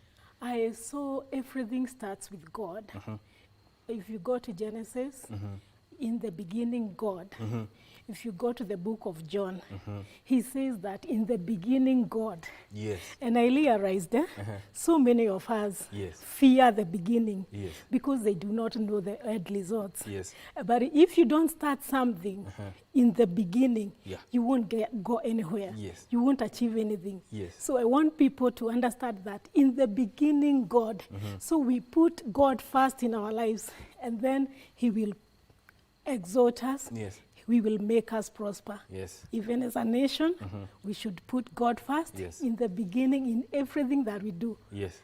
In the beginning. Yes. Yes, I'm talking about the greatness of God. And when I see the greatness of God, if we put God first in everything that we do, we are exalting, we are saying that God is great, and through this greatness, he will exalt us. So that is the essence of the essence of that song that we've just heard. Yes, Gai Kehoti. Yes. Yeah, the greatness of God. Yes. Yeah. Karibu sana to the program. Asante. So maybe for a person who is seeing you for the first time. Yes. Wairimu ni nani? Who is Veronica Wairimu? Veronica Wairimu is, I am a minister of the Word of God. Yes. I was born and brought up in Muranga, a place called Sabasaba, Kamahoha, by a man called Francis Gishohe and Helen Anjeri. Yes. Yes. Now, when did you get into music? What was that first time that you knew, I need to do this, I want to do this? I would say this, I started loving music when I was in class 2. That's the earliest that I can remember. But I would say that my dad used to have a cassette player, and he was working with the serious board. And he used to come during the Ed month, and he would bring us a lot of tapes. Hizo zile kaseti za zamani. Yes, DJ Unique, kama ujui cassette ni nini, nitakuonyesha after the show. So that is what he used to come with the current music. Yes. And I have a desk mate called Sarah. Yeah. She also used to love music. So we used to light your songs, and I also light mine. Yes. When we come to school, we discuss them. We sing them during a break time. Yes. And then when I went to Form 1, Form 2 is when I realized I really want to sing, but I didn't know how. But when I finished Form 4, that is how God opened a door, and I was able to come to Nairobi. One of our family friends called Kimani Thomas picked me. Yes, Kimani Thomas. Yes. Yes. Actually, he's the one who gave me transport to come to Nairobi. Wow. And he started grooming me. That is how I started music. Yes. Yes. You know, you have mentioned cassettes, and my mind has gone back to the days when rewinding was done using we used to do it with a pen. A big pen in particular. Yes. Those were the days. Yes. Now, do you do your music in only Kikuyu language, or you mix with that with English or I Kiswahili? mix with Swahili, but I didn't start recording long ago. I started in 2021. I had recorded aria in 2012, but because I was used to doing production because of where I was working, I would feel like this is not the best because I've listened to a lot of music that felt so good. So I would record and keep. Then when COVID came is when God pushed me so much that I have to give people hope and tell them that it is possible. God is able. So it's like a new beginning for all of us since COVID. So most of your music revolve around hope?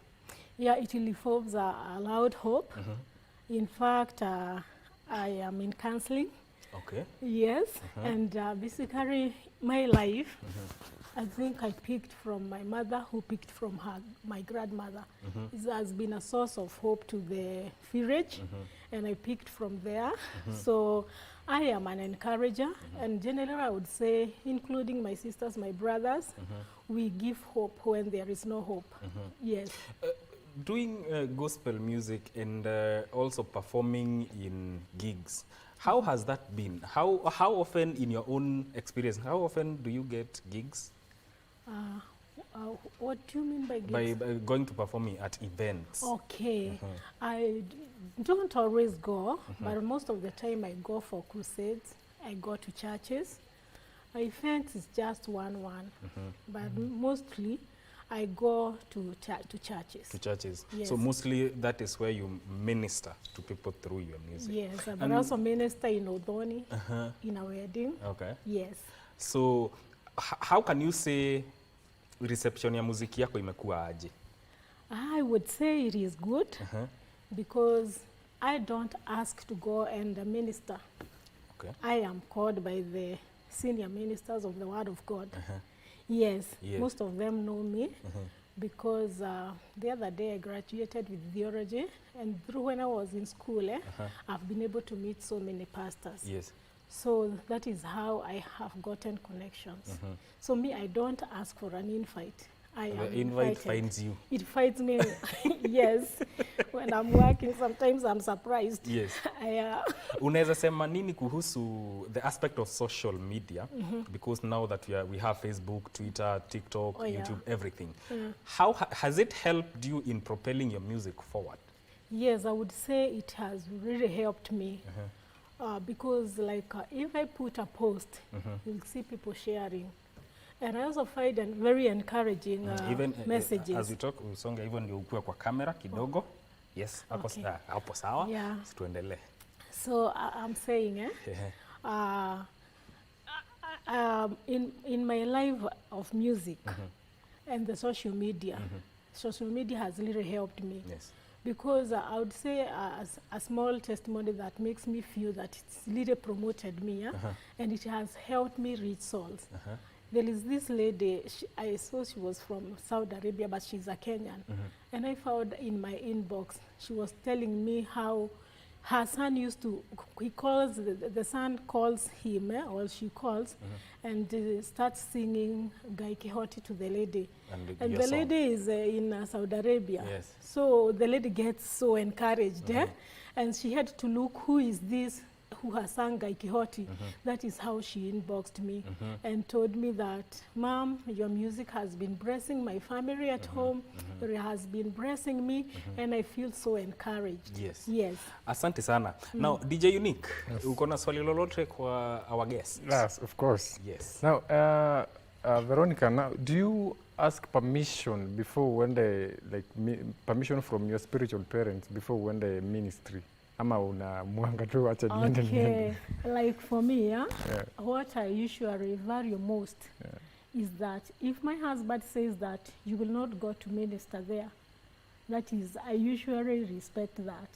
Because even if I am given permission and my husband is not comfortable with it, you see, I told you in the beginning, so I am someone who values family, and I would first of all respect my home before I go out there, because I can already become a source of hope to the world if I am a hope in my own house. Wow. Yes. Point taken. Yes, please.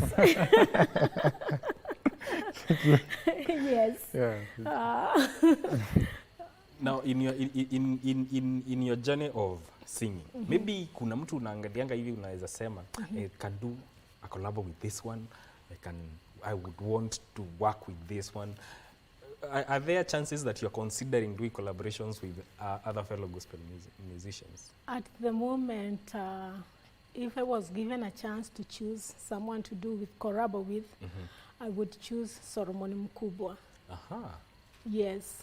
Wow. I love the way he ministers to God through his music, and him as an individual. I have seen him. I know he's a man of God, and I have seen through his music how he has been able to reach to the world. Yes. Yes. So what would you say are the challenges now that you are now into gospel music? What would you consider as challenges that you have faced from the projects that you have done so far? For the projects that I have done, the first challenge I would say is when you want to do a good video, and a good video is very expensive. Doing an audio is not very expensive, but when it comes to the video part, and you want to package yourself in a way that you will be able to meet the current market, you have to really work hard and look for money. Yes? Yes. So money is the problem. You want to do a nice video, you have to really work hard. So it has made me become, do other business to support the music ministry. And that is how I would say that it's important for every artist not to just do music, but have a side business that is supporting the ministry. Yes. So basically you are doing music as a ministry, not as a business. Not a business completely, because there are places you will go to minister, they won't give you even a coin. But the Lord is pushing you, go and minister there. That is where I'm sending you. And the congregation is poor, so what will you do? You have to go there, minister to those people, speak what the Lord wants to for that congregation.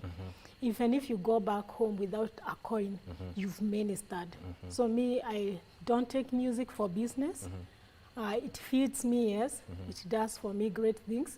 But I listen to the voice of God first. Yes. And I do my other businesses. Yes. Yes. Let's go back a little bit and talk about when you started. You know, there are times when a person is starting out, especially when it comes to singing, unapatana na producer, unaenda unamwambia I have this song I want to record. Akwambia nah. Alafu unaenda kwa mwingine akwambia hauna nyota.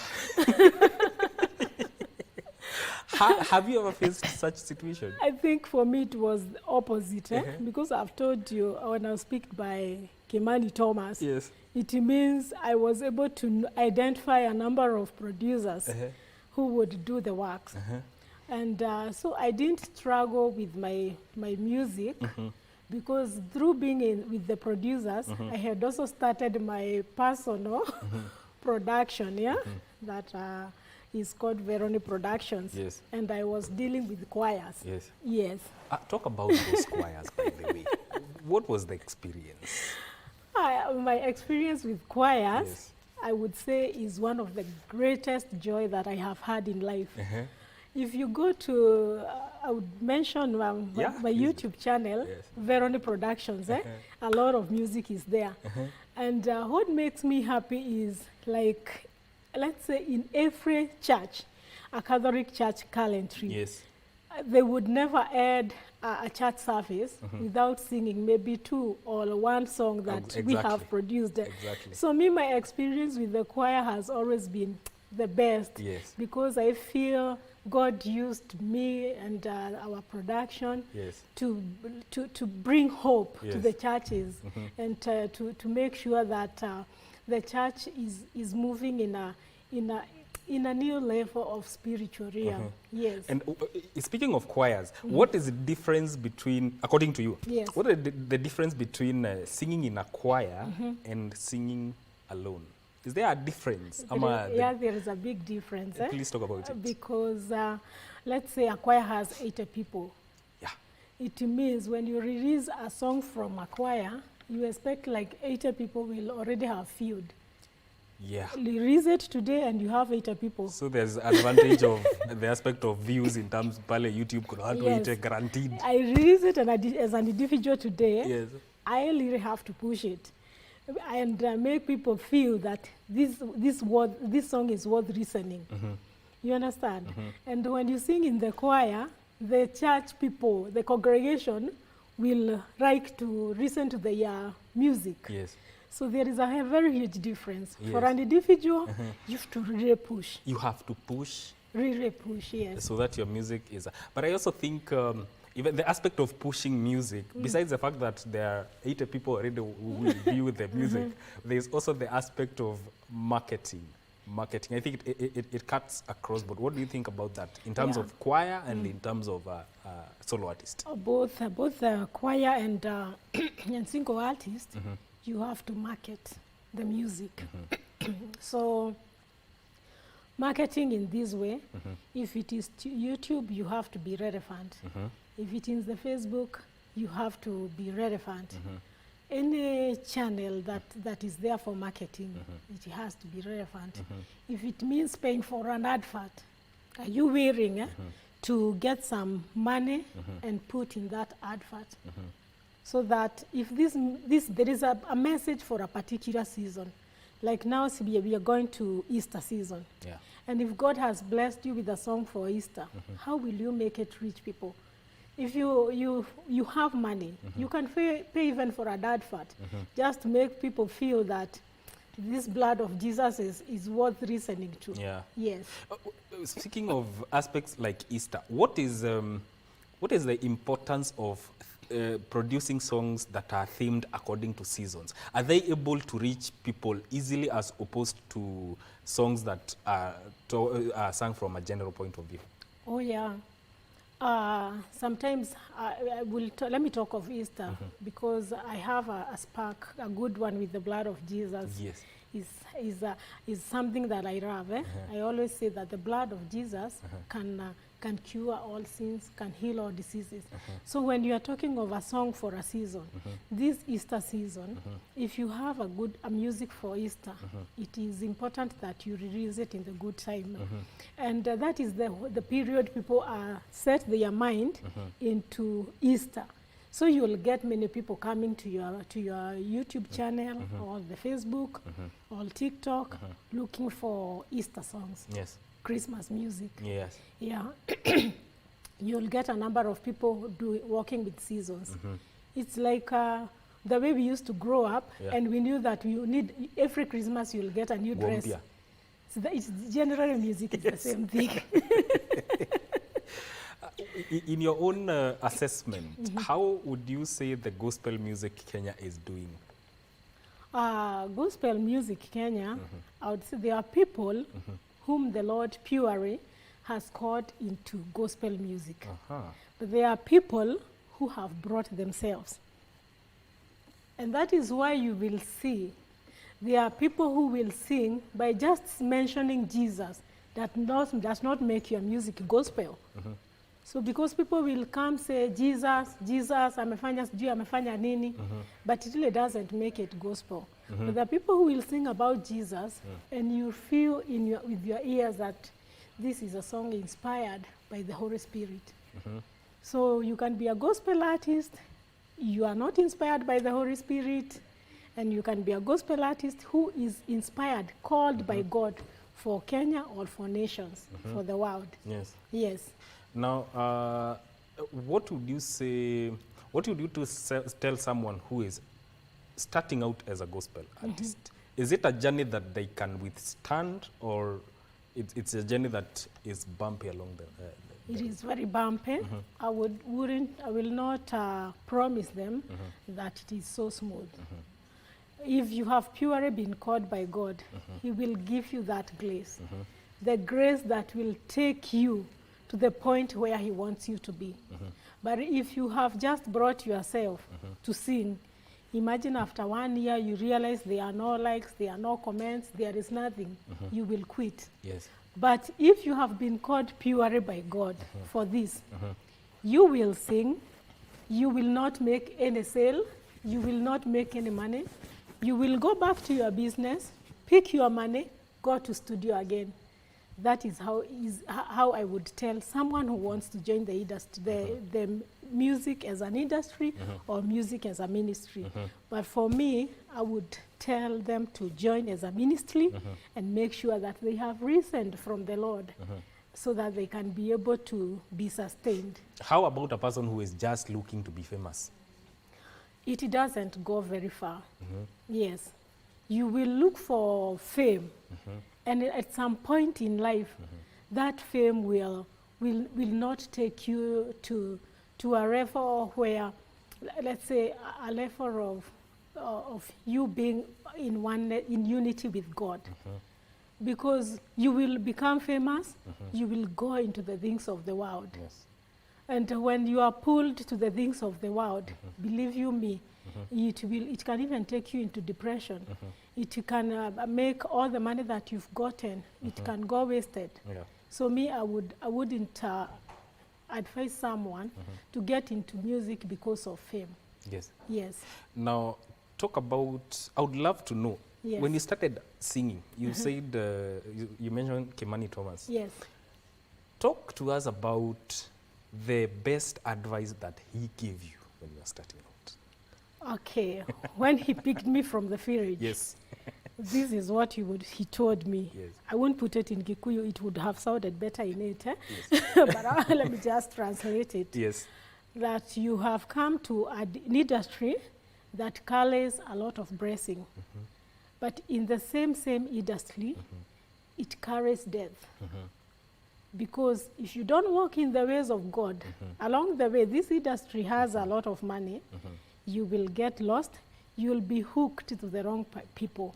And trust you me, I have seen people going, I have seen people being wasted, and I still remember those words.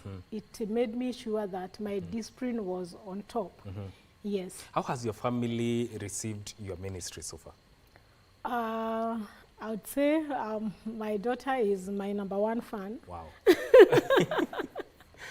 Yes, she loves my music, and she will tell you, "Oh, mommy, this is beautiful." She will keep singing like the whole day. She's your cheerleader. Yes, she cheers me a lot. I have my husband supports my ministry. My parents in Muranga and my mother-in-law. Yes. Yes, my supporters. Yes. And my family at large, my brothers and sisters, and friends and fans. They have really supported my ministry. Yes. Yes. So where can people find your music? Are you on social media, and what do you Yes. call yourself? I'm in social media. Yes. You can get my music in all Facebook. Facebook, I'm Veronica Wairimo. I'm at TikTok, Instagram, and YouTube. I'm Veronica Wairimo Media. Yes.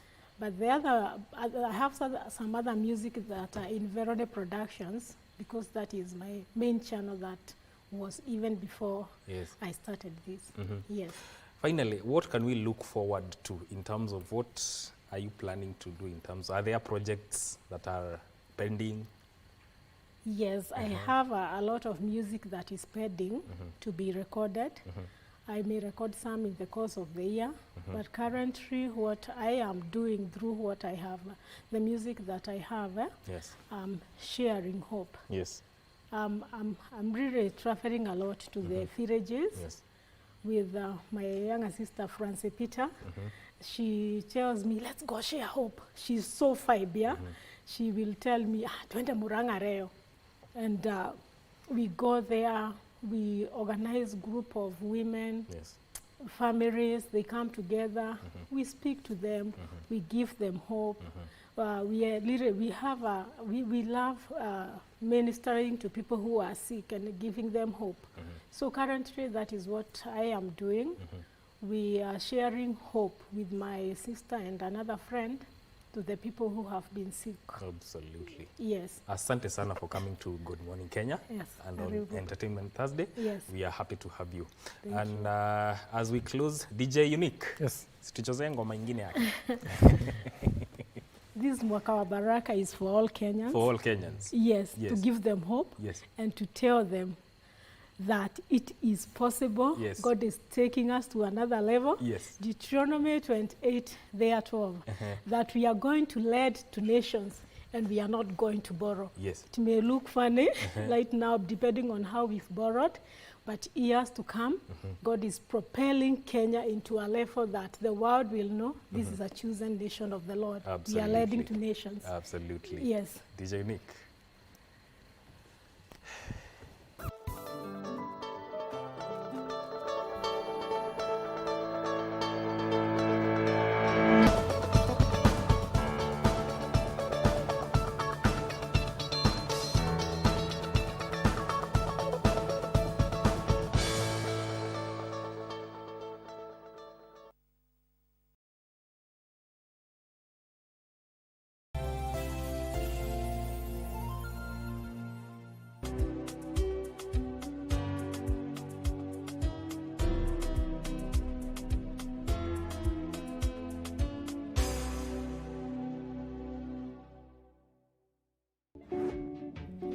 Kuuliza ni wapi ulisikia watu waking'olewa meno na nyundo na nini na screwdriver? Ulisikia wapi? Kwako. Msee kama wewe hauna akili, huwezi tumia akili. Dr. Yasmin, my learned person, my colleague. Eh? Huyu ni daktari. Wewe ni daktari? Ni colleague yangu. Wewe ni daktari? I take your tooth out. No. No. Did I take your tongue out? No. No. Did you, Sasa unajiuliza unajiuliza tena unajijibu. Ni wewe ndio si umuulize huyu maswali. So, why are you bringing your stupid here? Yeah? Anaita mimi stupid. Asia tunamwambia hivi, yani kwa nini analeta ujinga yake hapa mheshimiwa? Unajua nitakuchukulia hatua kali. I'm learned person. Kwa nini nitumie vitu kwa na huyo msee kwani alikuwa mjinga na mnakani anaingia kwa hospital ambaye mtu achesoma ama achehitimu? Uliuliza huyo msee hiyo swali? Unaelewa nini unauliza? Nauliza, si ndio? The king in the land of This February, precious moments with Channel One entail endless hours of warm sentiments. I really love you. Oh Lord. Joy. Did you get the job, Letty? Romance. Oh babe. Affection. Passion. Na hisia zinasobobojeka moyoni mwangu. Family. Who are those flowers for? Oh, I'm sure they're for Lucia. Fulfillment. This is so That's sweet. just the start. An array of programs specially selected for you to give you and your loved ones the cozy feeling of being at home. Impressive. Baby, let me tell you. The treat is on us. Are you serious? Just give us a chance. Make a date with KBC Channel 1 in the month of love for a heartwarming experience. You will love it.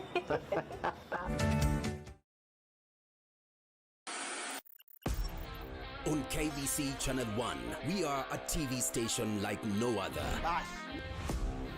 Get a taste of the best in entertainment. Yes, indeed. Feel the passion. Will you promise me? I swear that you will never lose me. I can't get married to you. I'm sure you knew about it. That's why you're making fun of me. Experience the drama. Get out. Who is the man in this one? And the laughter.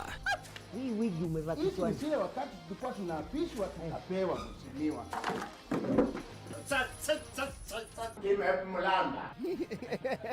Move to the beat.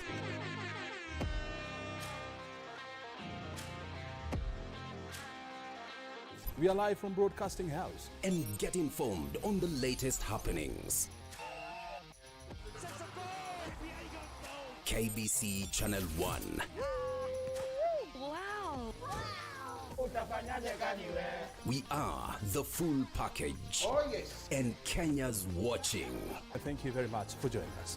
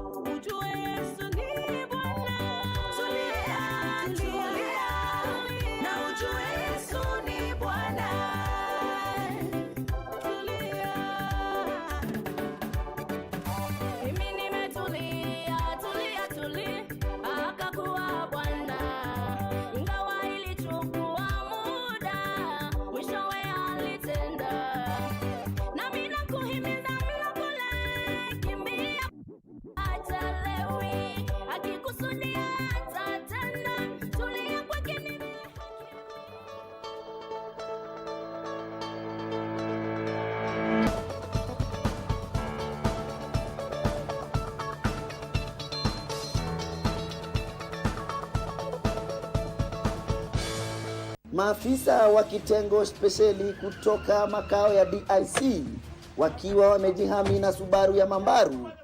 A good story can be told to anyone. We read books regardless of where they were written. So it's just about having a good story. And I feel Kenyans already have stories that can be presented on a global platform. Ni kitu saa 5:15, 6, 7 nitakuwa nimedanganya. I just feel like now we need to produce more. And producing more means that we need the capacity, being able to shoot in different locations, being able to bring in equipments that can help us in the film industry, and also leveraging on the distribution networks. Yani kuomoka ukuja design nyingine expect. Content has been evolving, and now I think we are entering an era, I say a community era. A community era is an era whereby now as an audience we relate to you as a family. Na mgonjwa wako hapa nje akona shida ya meno na anataka kung'olewa. Uko na nail cutter hiyo tunaweza mng'oa.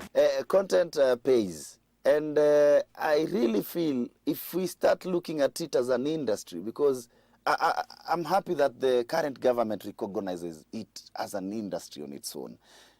It pays and it creates employment for a lot of people. This is the only thing that I see it invites a lot of careers at one place. And the success of one content creator creates employment to different people from different industries. Yani mupiga magoti naambia Mungu, weka shida zangu kando, deal na huyu msichana kwanza. The future of content creation should be being able to leverage on content creators to solve general issues or any issues.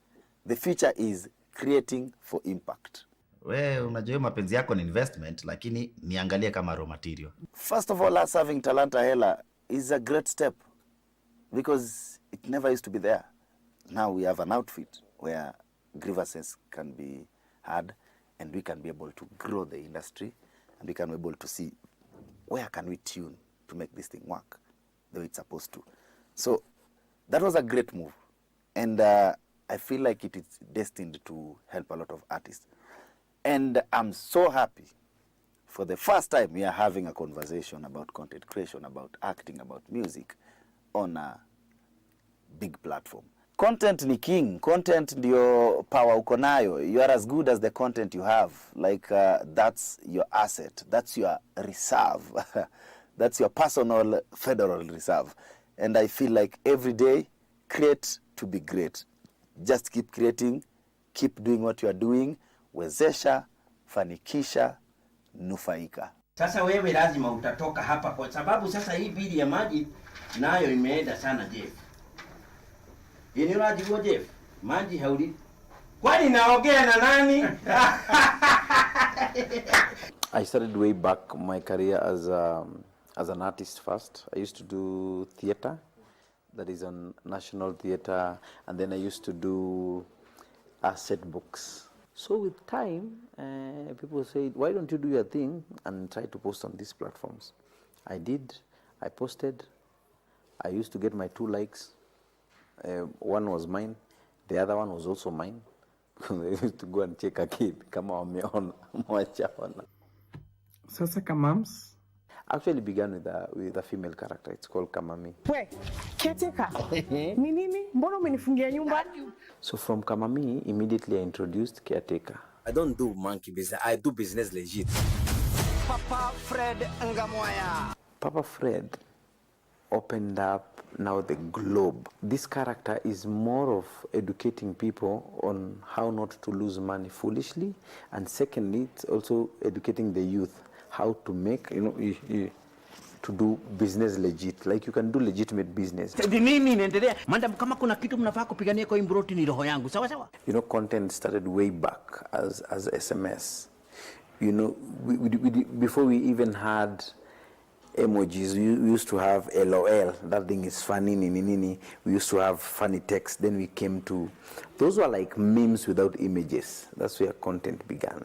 But now, as we got into the digital world, things started changing. And then the platforms, what we call the social media tools, these platforms have gone improving and advancing. These are free platforms that everyone might join. So what you need is consistency. Once you have your consistent, then you create a niche for yourself. People are able to relate with you with certain things. So once you have your fan base, that is the only time you are able to commercialize it. Yes, I wish to congratulate His Excellency and of course his administration for Talanta Hela. It is a very good initiative and it has come at the proper time. It is going to be very useful. You may hear us saying there is money here, but for you to get whatever you want to earn, if you want to earn 1 million shilling, if you want to earn 10 million shilling, you have to work for 10 million shilling. If you want to earn 1 million shilling, you have to work for it. So there is work. Lazima ujipange. You have to be very consistent. You have to be very aggressive. And most, you have to be very disciplined. Vijana mayutman wale wako pale nje, tunaendelea kufanya business legit ndio tuweze kuwezesha, kufanikisha na kunufaika.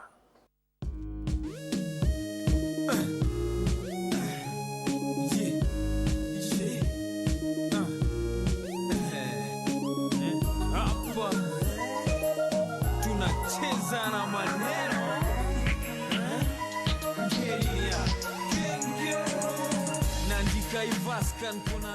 Nenda kupika bila makaa, na waita na mnakata, mnasema kanisa na mavijana, kushiba ni baada ya sala, kuiba na uskwizi ni bala. Genge in encourage wasanii to be themselves. The sound tu mtu akisikia anasema mimi nimetoka mtaa, taimba vitu za mtaa. California vitu mzuri, tunaendelea mbele. Around 98, 99, hiyo ndio time tulianza kubuild Calif. So that time 2000s industry ilikuwa young sana. Hakukuwa na blueprint. We were creating that blueprint that time. Mimi nilikuwa nakaa kwa comp, alafu Clemo yuko kwa keyboard. So siku muziki za Kenya hazikuwa mingi. So ile support haikuwa sana. Ilibidi nikuwe consistent. Nimejaribu sana kuwa authentic. Kwa sababu nilikuwa najua the only way nita maintain hapa for a very long time ni kuwa authentic. Kena ni baba, kena ni mama, umenichunga na kupenda sana. Sisi tukianza kuimba, maybe watu walikuwa 2 years, 3 years. Yani mimi naimba nao sahi. So hii ni kitu huge kwetu sana. This new generation. Mimi si need kukaa nao chini niwaambie fanyeni hivi. They just take our catalog, our music, our albums. Wanasikiza tu. Yani tume lay out blueprint yote.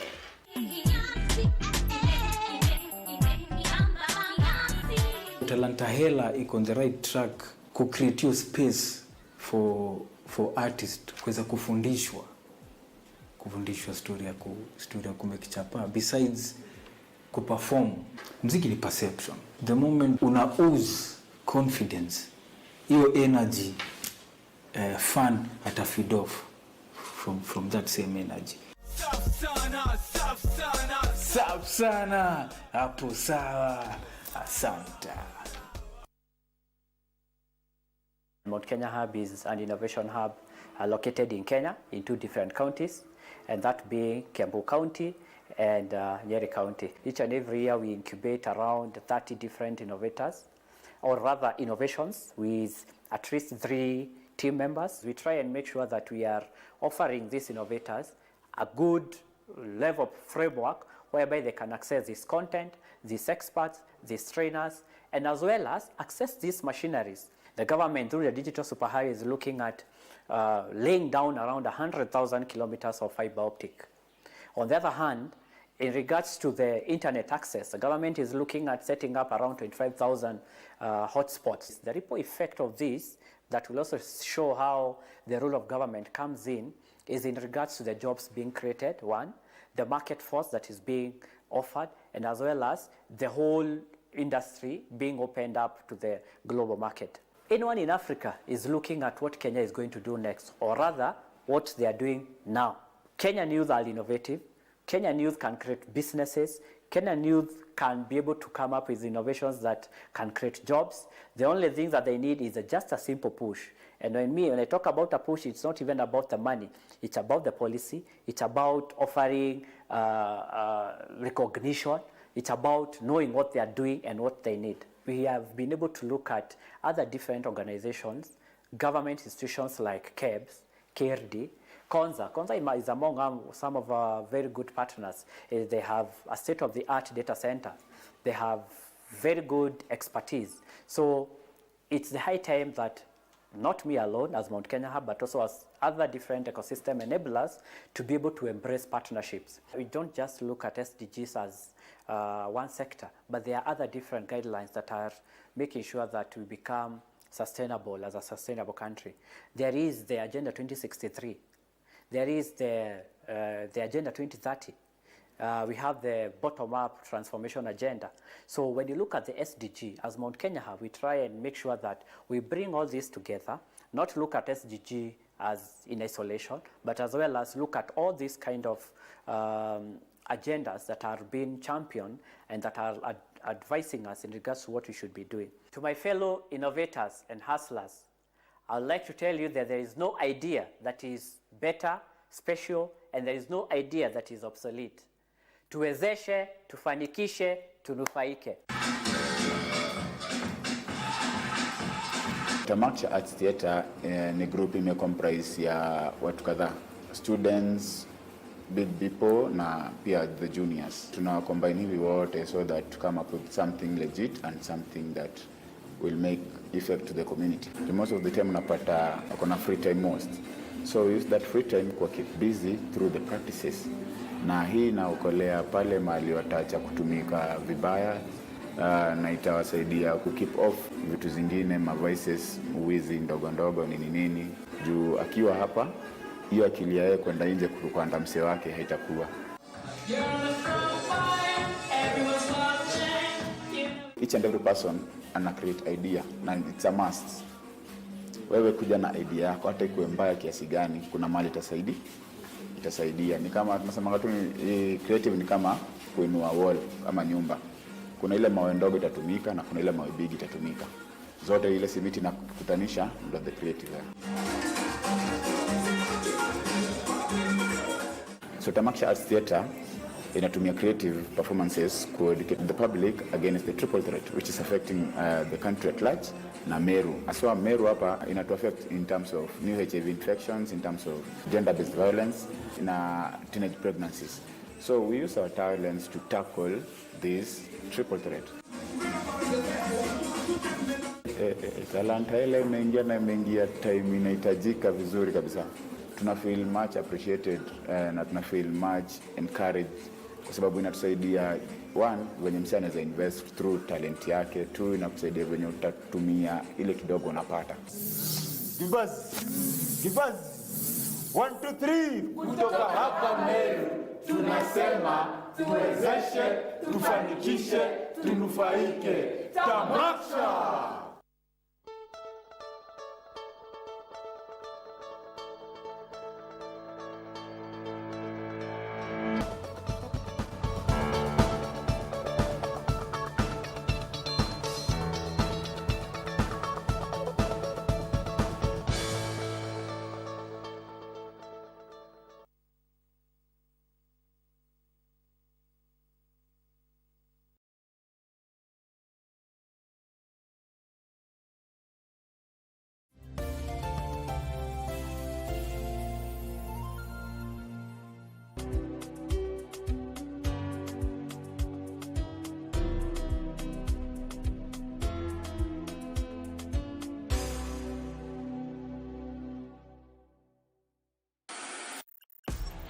On KBC Channel 1, we are a TV station like no other. Get a taste of the best in entertainment. Yes, indeed. Feel the passion. Will you promise me? I swear that you will never lose me. I can't get married to you. I'm sure you knew about it. That's why you're making fun of me. Experience the drama. Get out. Who is the man in this one? And the laughter. Hii wigi umevatishwa. Hii zile wakati tulikuwa tunaapishwa tunapewa mheshimiwa.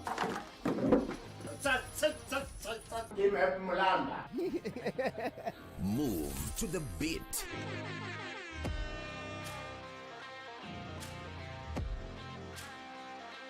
We are live from Broadcasting House. And get informed on the latest happenings. KBC Channel 1. Wow. We are the full package. Oh yes. And Kenya's watching. Thank you very much for joining us.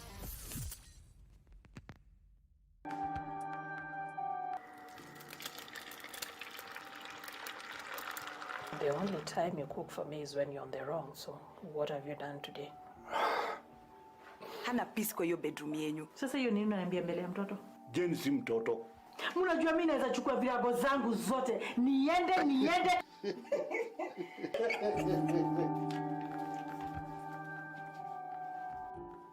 Yaani uganga inafanya kazi kabisa. Mpaka inaniharibia boma uganga. Why do you have to make everything about you? She's probably the only friend I have left. I'm not your friend. Jenny is actually on her way here. What? Leave her alone. Jane, come on. Please keep your voice Please. down. Jane. Tell Tina the truth. Let her move on. Move on from what? The king in the land of This February, precious moments with Channel 1 entail endless hours of warm sentiments. I really love you. Oh, Lord. Joy. Did you get the job, Letty? Romance. Oh, babe. Affection. Passion. Na hisia zinasobobojeka moyoni mwangu. Family. Who are those flowers for? Oh, I'm sure they're for Lucia. Fulfillment. Oh, this is so sweet. That's sad. An array of programs specially selected for you to give you and your loved ones the cozy feeling of being at home. Impressive. Baby, let me tell you. The treat is on us. Are you serious? Just give us a chance. Make a date with KBC Channel 1 in the month of love for a heartwarming experience. You will love it.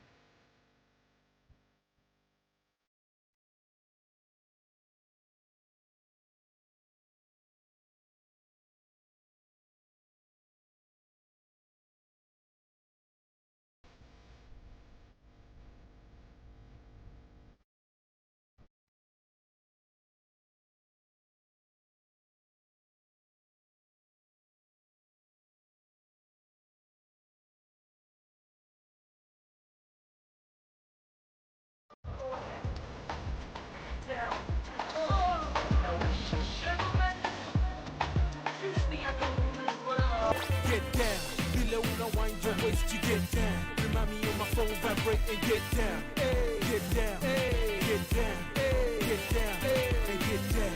Below now wind your waist to get down. Remind me on my phone, vibrate and get down, get down, get down, get down, and get down. Kashambiwa wendo msupa huku, hii ni ngoma yako minta dance tu huku. Nanchekelea si nifundishe kidogo, nishike wapi hiyo style ni poajo. Okay, sana ishika, lakini unakunywaji na nasikia kiu kabisa. Situende basi tusiezi beba zote, na maji baridi juma zengu kwa hot like wow. Hey, hey, hey, maze unani confuse like wow. Hey, ha, ha, yeah, the way you move in your body like wow.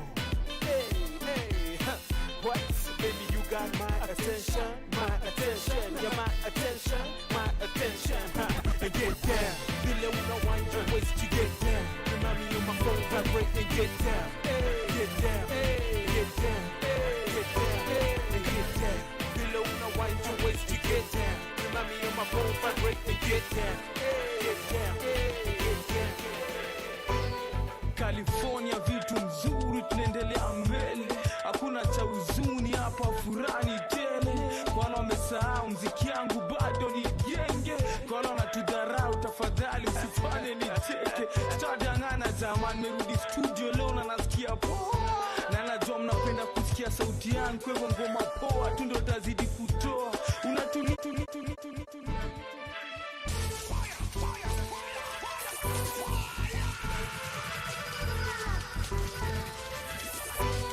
California vitu mzuri, tunaendelea mbele, hakuna cha huzuni hapa, furani tele. Kwa wale wamesahau mziki yangu bado ni genge, kwa wale wanatudharau tafadhali usifanye nicheke. Sitadangana zamani, merudi studio leo na nasikia poa, na najua mnapenda kusikia sauti yangu, kwa hivyo ngoma poa tu ndo tazidi kutoa.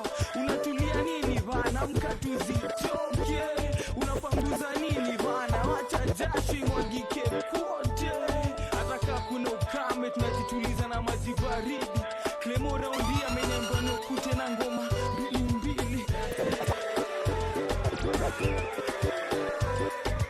Moral, wachi wabambe, na mjipandishe juu ka bendera, na wimbe ngoma ka national anthem.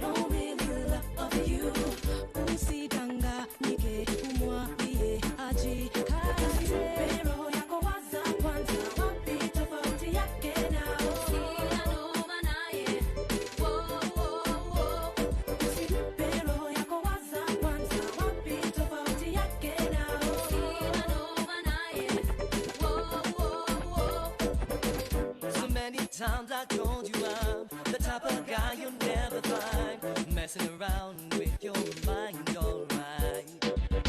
But ever since I've been away, you acting like I wanna play. Do you know how you make me feel? Pero yako waza kwanza, wapi tofauti yake na sina noma naye. Pero yako waza kwanza, wapi tofauti yake na sina noma naye.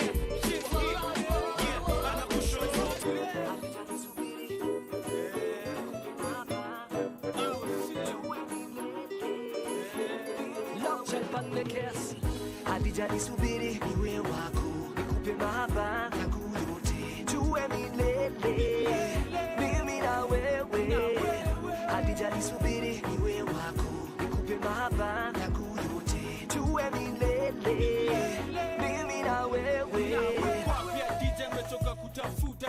ni mrembo pia ngependa kukujua. Nipe mkono tafadhali tupote mtaa. Twende njia mbali sana. Malikawa ya Seychelles hivi. Tumetulia kwa beach tunachomwa na jua hivi. Simu ziko off hakuna mtu anatusumbua. Hoteli 12 star para kuruka. Fana shopping tu anguzo viatu sawa. Hizo nguo pia hapo sawa. Dina saa 2 usiku maisha tamu. Baadaye masaa 7 tunaingia klabu. Kwa makali yote unataka VIP DJ anacheza ngoma yote unataka. Adija tafadhali ishi na mimi lele. Wewe wangu na wako tuishi kigenge. Adija nisubiri kiwe wako. Nikupe baba tuwe milele. Mimi na wewe. Adija nisubiri kiwe wako. Nikupe baba tuwe milele. Mimi na wewe. Kulitana kuliendaje aje, kulitana nilikunywaje aje, kulitana nilifanyaje aje, yo wase niambie kuliendaje, kulitana kuliendaje aje, kulitana nililewaje aje, kulitana nilifanyaje aje, yo wase niambie kuliendaje. Saa 9 kamili ndo mimi naamka na umuna mifupa nikicheki mlango wangu imefunguliwa, lakini kwa nyumba ndani hakuna kitu imeibiwa. Kujikanganya kweli jana ni nini mimi nilifanya? Hizi madent kweli nilipigwa nganya. Sina memory manze sina clue. Nakuta nimesota kwa meza tu ni mablu. Nakuta na jirani yangu Mkamba nikienda Luna msalimia bali mama. Kwa hasira najibu utahama mtu manu uzima unatabu. Ni nini nilifanya? Majabu ya majabu. Kulitana kuliendaje aje, kulitana nilikunywaje aje, kulitana nilifanyaje aje, wase niambie kuliendaje, kulitana kuliendaje aje, kulitana nililewaje aje, kulitana nilifanyaje aje. Nisha koma kwa kipaza, no way na misi one hit wonder. Sija kuja kujibanza, nimekuja pia juu ya dollar bills mkwanja. Mr. Haraka kila saa sina time, siko free mad tracks sina harika. Dere wa matri mad trizy mad busy mad see me on your TV dancing with your chick. Isa hizo ego yako inateka mad beating. Ameona super producer, super MC, super DJ. Who else but me? She never been with a Jago Latinis nominees. So neither G Mwizi Major or Misuli kwa na silver juzi na gold. Hii mwaka ni yangu, I got them both. Piga laptop, posta zangu za show. Piga laptop, posta zangu za show. Na round this mchezo, round this mchezo, round this mchezo, round this mchezo, nimetamata. See baby now we're doing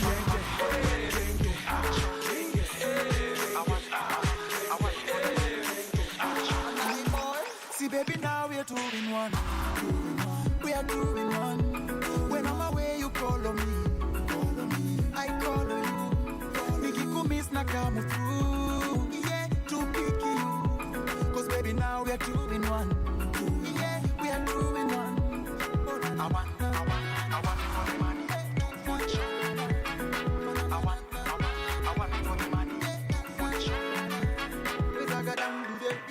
Nikiwa mbali siwezi concentrate. Oh baby girl you gotta hold on me. Tuku hata kidogo ndani every day. Baby wacha mchezo hebu come my way. You make a grown man sad for sure. Kauja jua mami now you know. Ukiona mi wanishika mo. Ndani paga kwa roho. Oh baby come slowly, go slowly, yeah. My electric shock for you. Come slowly, go slowly, yeah. See baby now we are 2 in 1. We are 2 in 1. When I'm away you call on me. I call on you. Nikikumiss na come through. Yeah, to pick you. Cause baby now we are 2 in 1. Yeah, we are 2 in 1.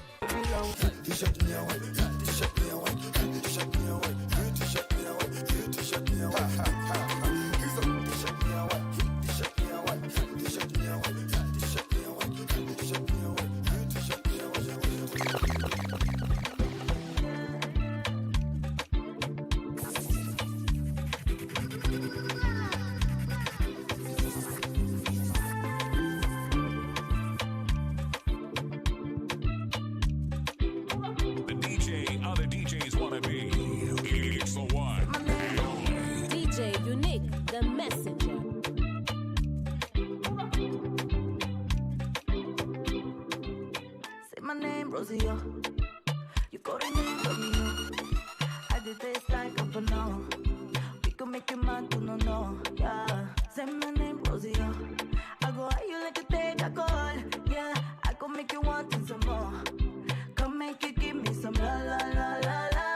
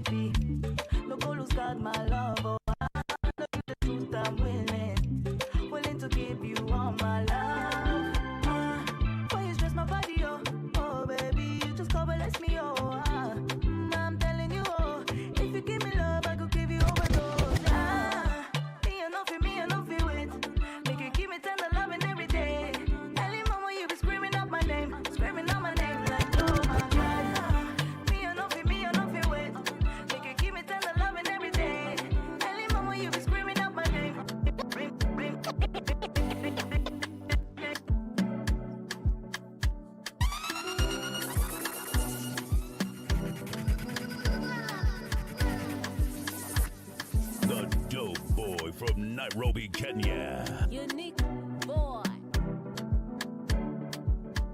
I really know I love you. I really know I want you. I can't explain how you make me feel love again. I wanna say to you, you know all around you. I can't explain how you make me feel love again. Love is sweet too, but you're making it sweeter. When I look into your eyes, nobody can compromise the way I feel. Cause your love's so real. I can die in your arms. I never wanna be apart. When I see you, I believe you.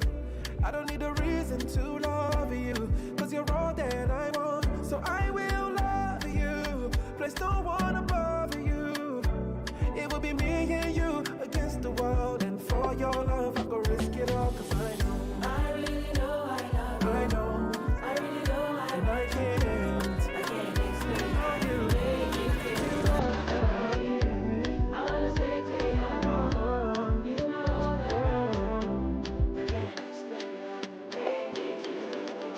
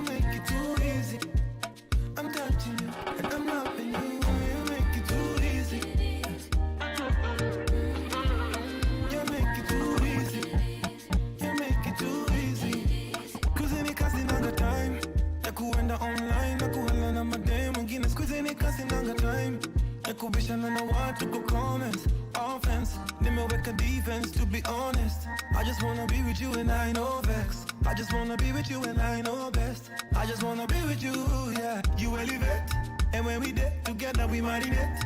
And everything you say I resonate. And when I day inside you, you lulate. I li on fire, too easy. I'm feeling you, I'm loving you. You make it too easy. I'm touching you, yeah, I'm loving you. You make it too easy.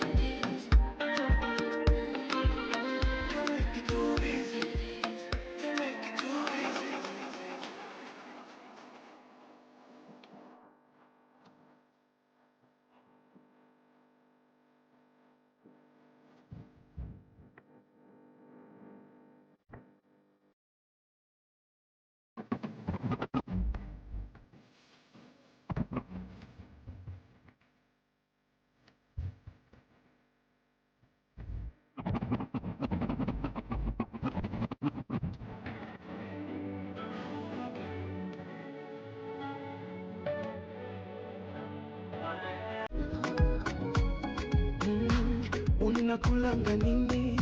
Mbona mnakaa hivi fiti? Umenichanganisha moyo my baby.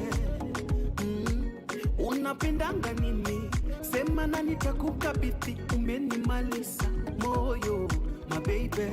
Jiachilie baby, filanga fili. Unapenda kujibamba, basi katika nami jiburudishe baby, filanga fili. Unapenda kujibamba, basi katika nami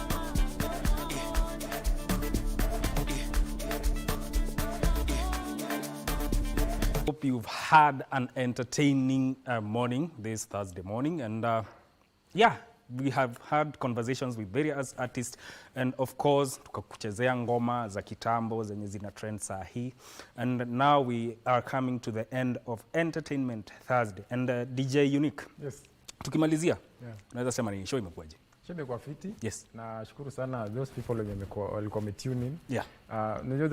Those guys wanafanya tunakuwa like yeah, tunajua whatever that we do. The moment on a watch, yeah, tunajua tu we are doing a great job. Yes. Yes. And I think as at now, this is where we wrap up Matters Good Morning Kenya, and specifically Entertainment Thursday. It has been a blast for us, and we hope it has been a blast for you. We hope to do this next Thursday on Entertainment Thursday. You have to tune in for that conversation, for that entertainment session. My name is Mike Megwe, and before we wrap it up, we are going to leave you with a story that is coming up on. It's a feature story about one of the best drummers we have in this country, and his name is Amanibaya. So you want to tune in for that story. As of now, this is where we call it a wrap on Entertainment Thursday. Let's do this again next week. Thank you. Amanibaya is my name. Yes. I'm a musician, I'm a drummer. I play with drums. My earliest memories of music. So I remember growing up in a musical family, and being part of an amazing band, and my dad carrying me all around, going everywhere, even when I was asleep or tired, and he wouldn't leave me anywhere. He would make sure that I would go with him, with everybody else, and playing all over the country, gospel music, and it was amazing. It was amazing being part of such a family. I started playing drums when I was like 5 years. So you can imagine starting at 5 and just playing all through. Well, I went to school like everybody else, like every kid, but there were very strict rules at home. So because music was a very big part of the family, from school you would either eat or read or sleep or practice. I started playing with teens, mikebe and stuff like that. So that's what I started on. And I picked it up pole pole. My dad bought me, there was a drum that was used as a table, a small one. So my dad bought me that one as well. So I picked it up from that as well. And then when our family band started playing a bit more, then we had a friend who had equipment, music equipment, and my dad used to borrow so that we would try, and so everyone kind of picked up something. And because I had already started with mikebe and all that stuff, I tried sitting on the drums. I was short then, I was small. So I would have to sit on the drum, on the throne, on the seat, and my feet wouldn't get to the bottom. So I would sit like one of my legs would be like that. So many people who grew up in the late 80s and early 90s, I think most of them can remember. And I think one of the most conspicuous things about the group was that it was a family band. Ladies, boys, everyone used to play and sing. I do a little bit of singing. I do a little bit of writing as well. Talent is the one thing that I think as African parents, for the longest time, haven't really paid attention to. Growing up, everyone said, I'm a doctor, I'm an engineer, I'm a pilot. You go to school, they ask you what you want to be, because that's what you hear around you. That's what you say you want to be. But I always ask myself, if everyone was an engineer, if everyone was a doctor, if everyone was a pilot, if everyone was doing all that, then we would have so much talent that is wasted, because there's so many people who do music naturally, like that's their talent, that's their gift, who do music naturally very well, even without thinking about it. There's so many people who do writing. There's so many people who do painting. There's so many people who who are interested in cars and stuff like that. Being creative is one of the smartest things someone can do or can be, because creating something that will outlive you, something that people will learn from, some people will use that as a reference. It's not easy, and most of these people have gone to school. Have gone to school, they've been to college, they have their degrees and stuff like that. Thing is, most of those people decided to follow their passion and leave the academics aside. And you see, most of those people have been forced to pursue a different path. There was that one thing that I loved to do, and that was drumming, playing drums. I told myself, this is what I want to do because this is my comfort zone. This is what I love to do. So I pushed myself into it, and the people that I worked around and I worked with around that time, they also pushed me. I met people like Helen Mtawali, people like Juma Tutu then, and they put me under their wings, and they taught me how to work with people, different groups, and from that point, I think my path just started to shine pole pole. Met different people along the way, met different artists along the way.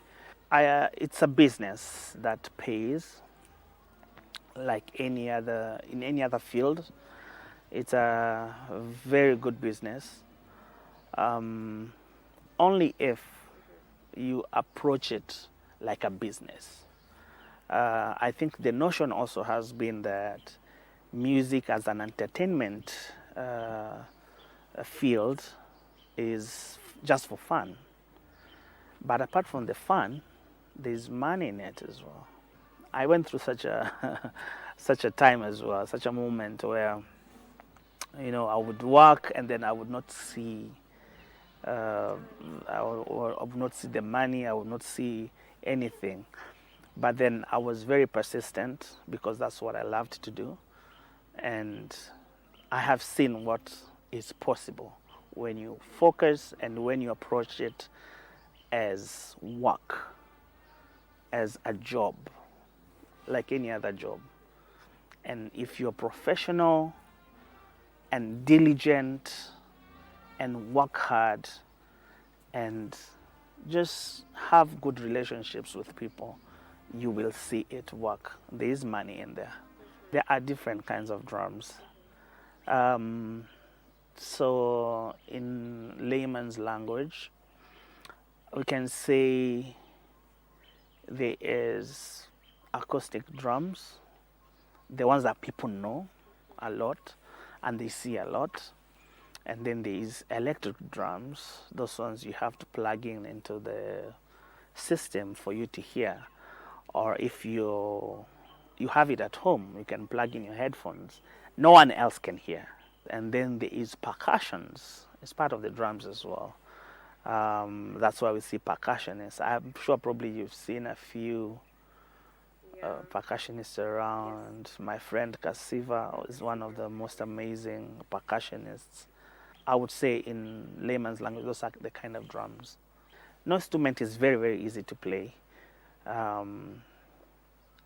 unless you get to learn and know the dynamics of that instrument. So say for percussions, you need to understand what the percussions are first and what they do and what a percussionist needs to do. And for the drums as well, because there are people who are multi-talented or multi-instrumentalists who can play percussions, can play drums, and can play any other instrument as well. So it's not a guarantee that if you know how to play the acoustic drums, you can play the percussions. The drums are the foundation upon which everything is built on. So there's the drum and bass. The drum is the first piece of, if you're building a foundation, that's the first thing you will have to do. And then the bass comes on top of it, and then everything else is placed on top of it. So the drummer is like the glue that holds everyone in the band together. Is the person that holds every other instrument together, because everything else would be like floating if there is no beat to it. You see, a beat to it or a tempo movement, that's where the drums come in. So even if you hear a song start with either a keyboard or a guitar, most of the times they either play something on beat or they play something to a particular tempo. So many people think that when you sit on the drums, you just play. Both your feet and the hands are working, and they all coordinate to form a beat. I have worked with a guy called Mutinda. I don't know if people can remember. He was the first person that actually took me out of the country many years ago. So Mutinda, I've worked with Nameless, Waire. I've worked with Size 8 before she was Size 8 Reborn. I have worked with Sauti Soul. I have worked with the individuals in the Sauti Soul group as well. I have worked with Evelyn Wanjiro. I have worked with Eunice Njeri. I have worked with one Banner Boy before. When an opportunity comes, of course, there's that part of me that would decide if this is something that I want to be part of or not. But I work with basically anyone, as long as that we can agree on the basis of work, and anything else that comes, then we can decide. Working with all these people, I get to learn so much from them. I also get to impart them in a way. You see, so many people are giving up along the way because they're like, we cannot see what's happening. We cannot see the fruits of our labor and stuff like that. So I think that's the first thing that the government needs to do. The digital space is really, really good, but then not everyone is in that digital space as well. So it's also important for people to get to know how they can earn something from that digital space.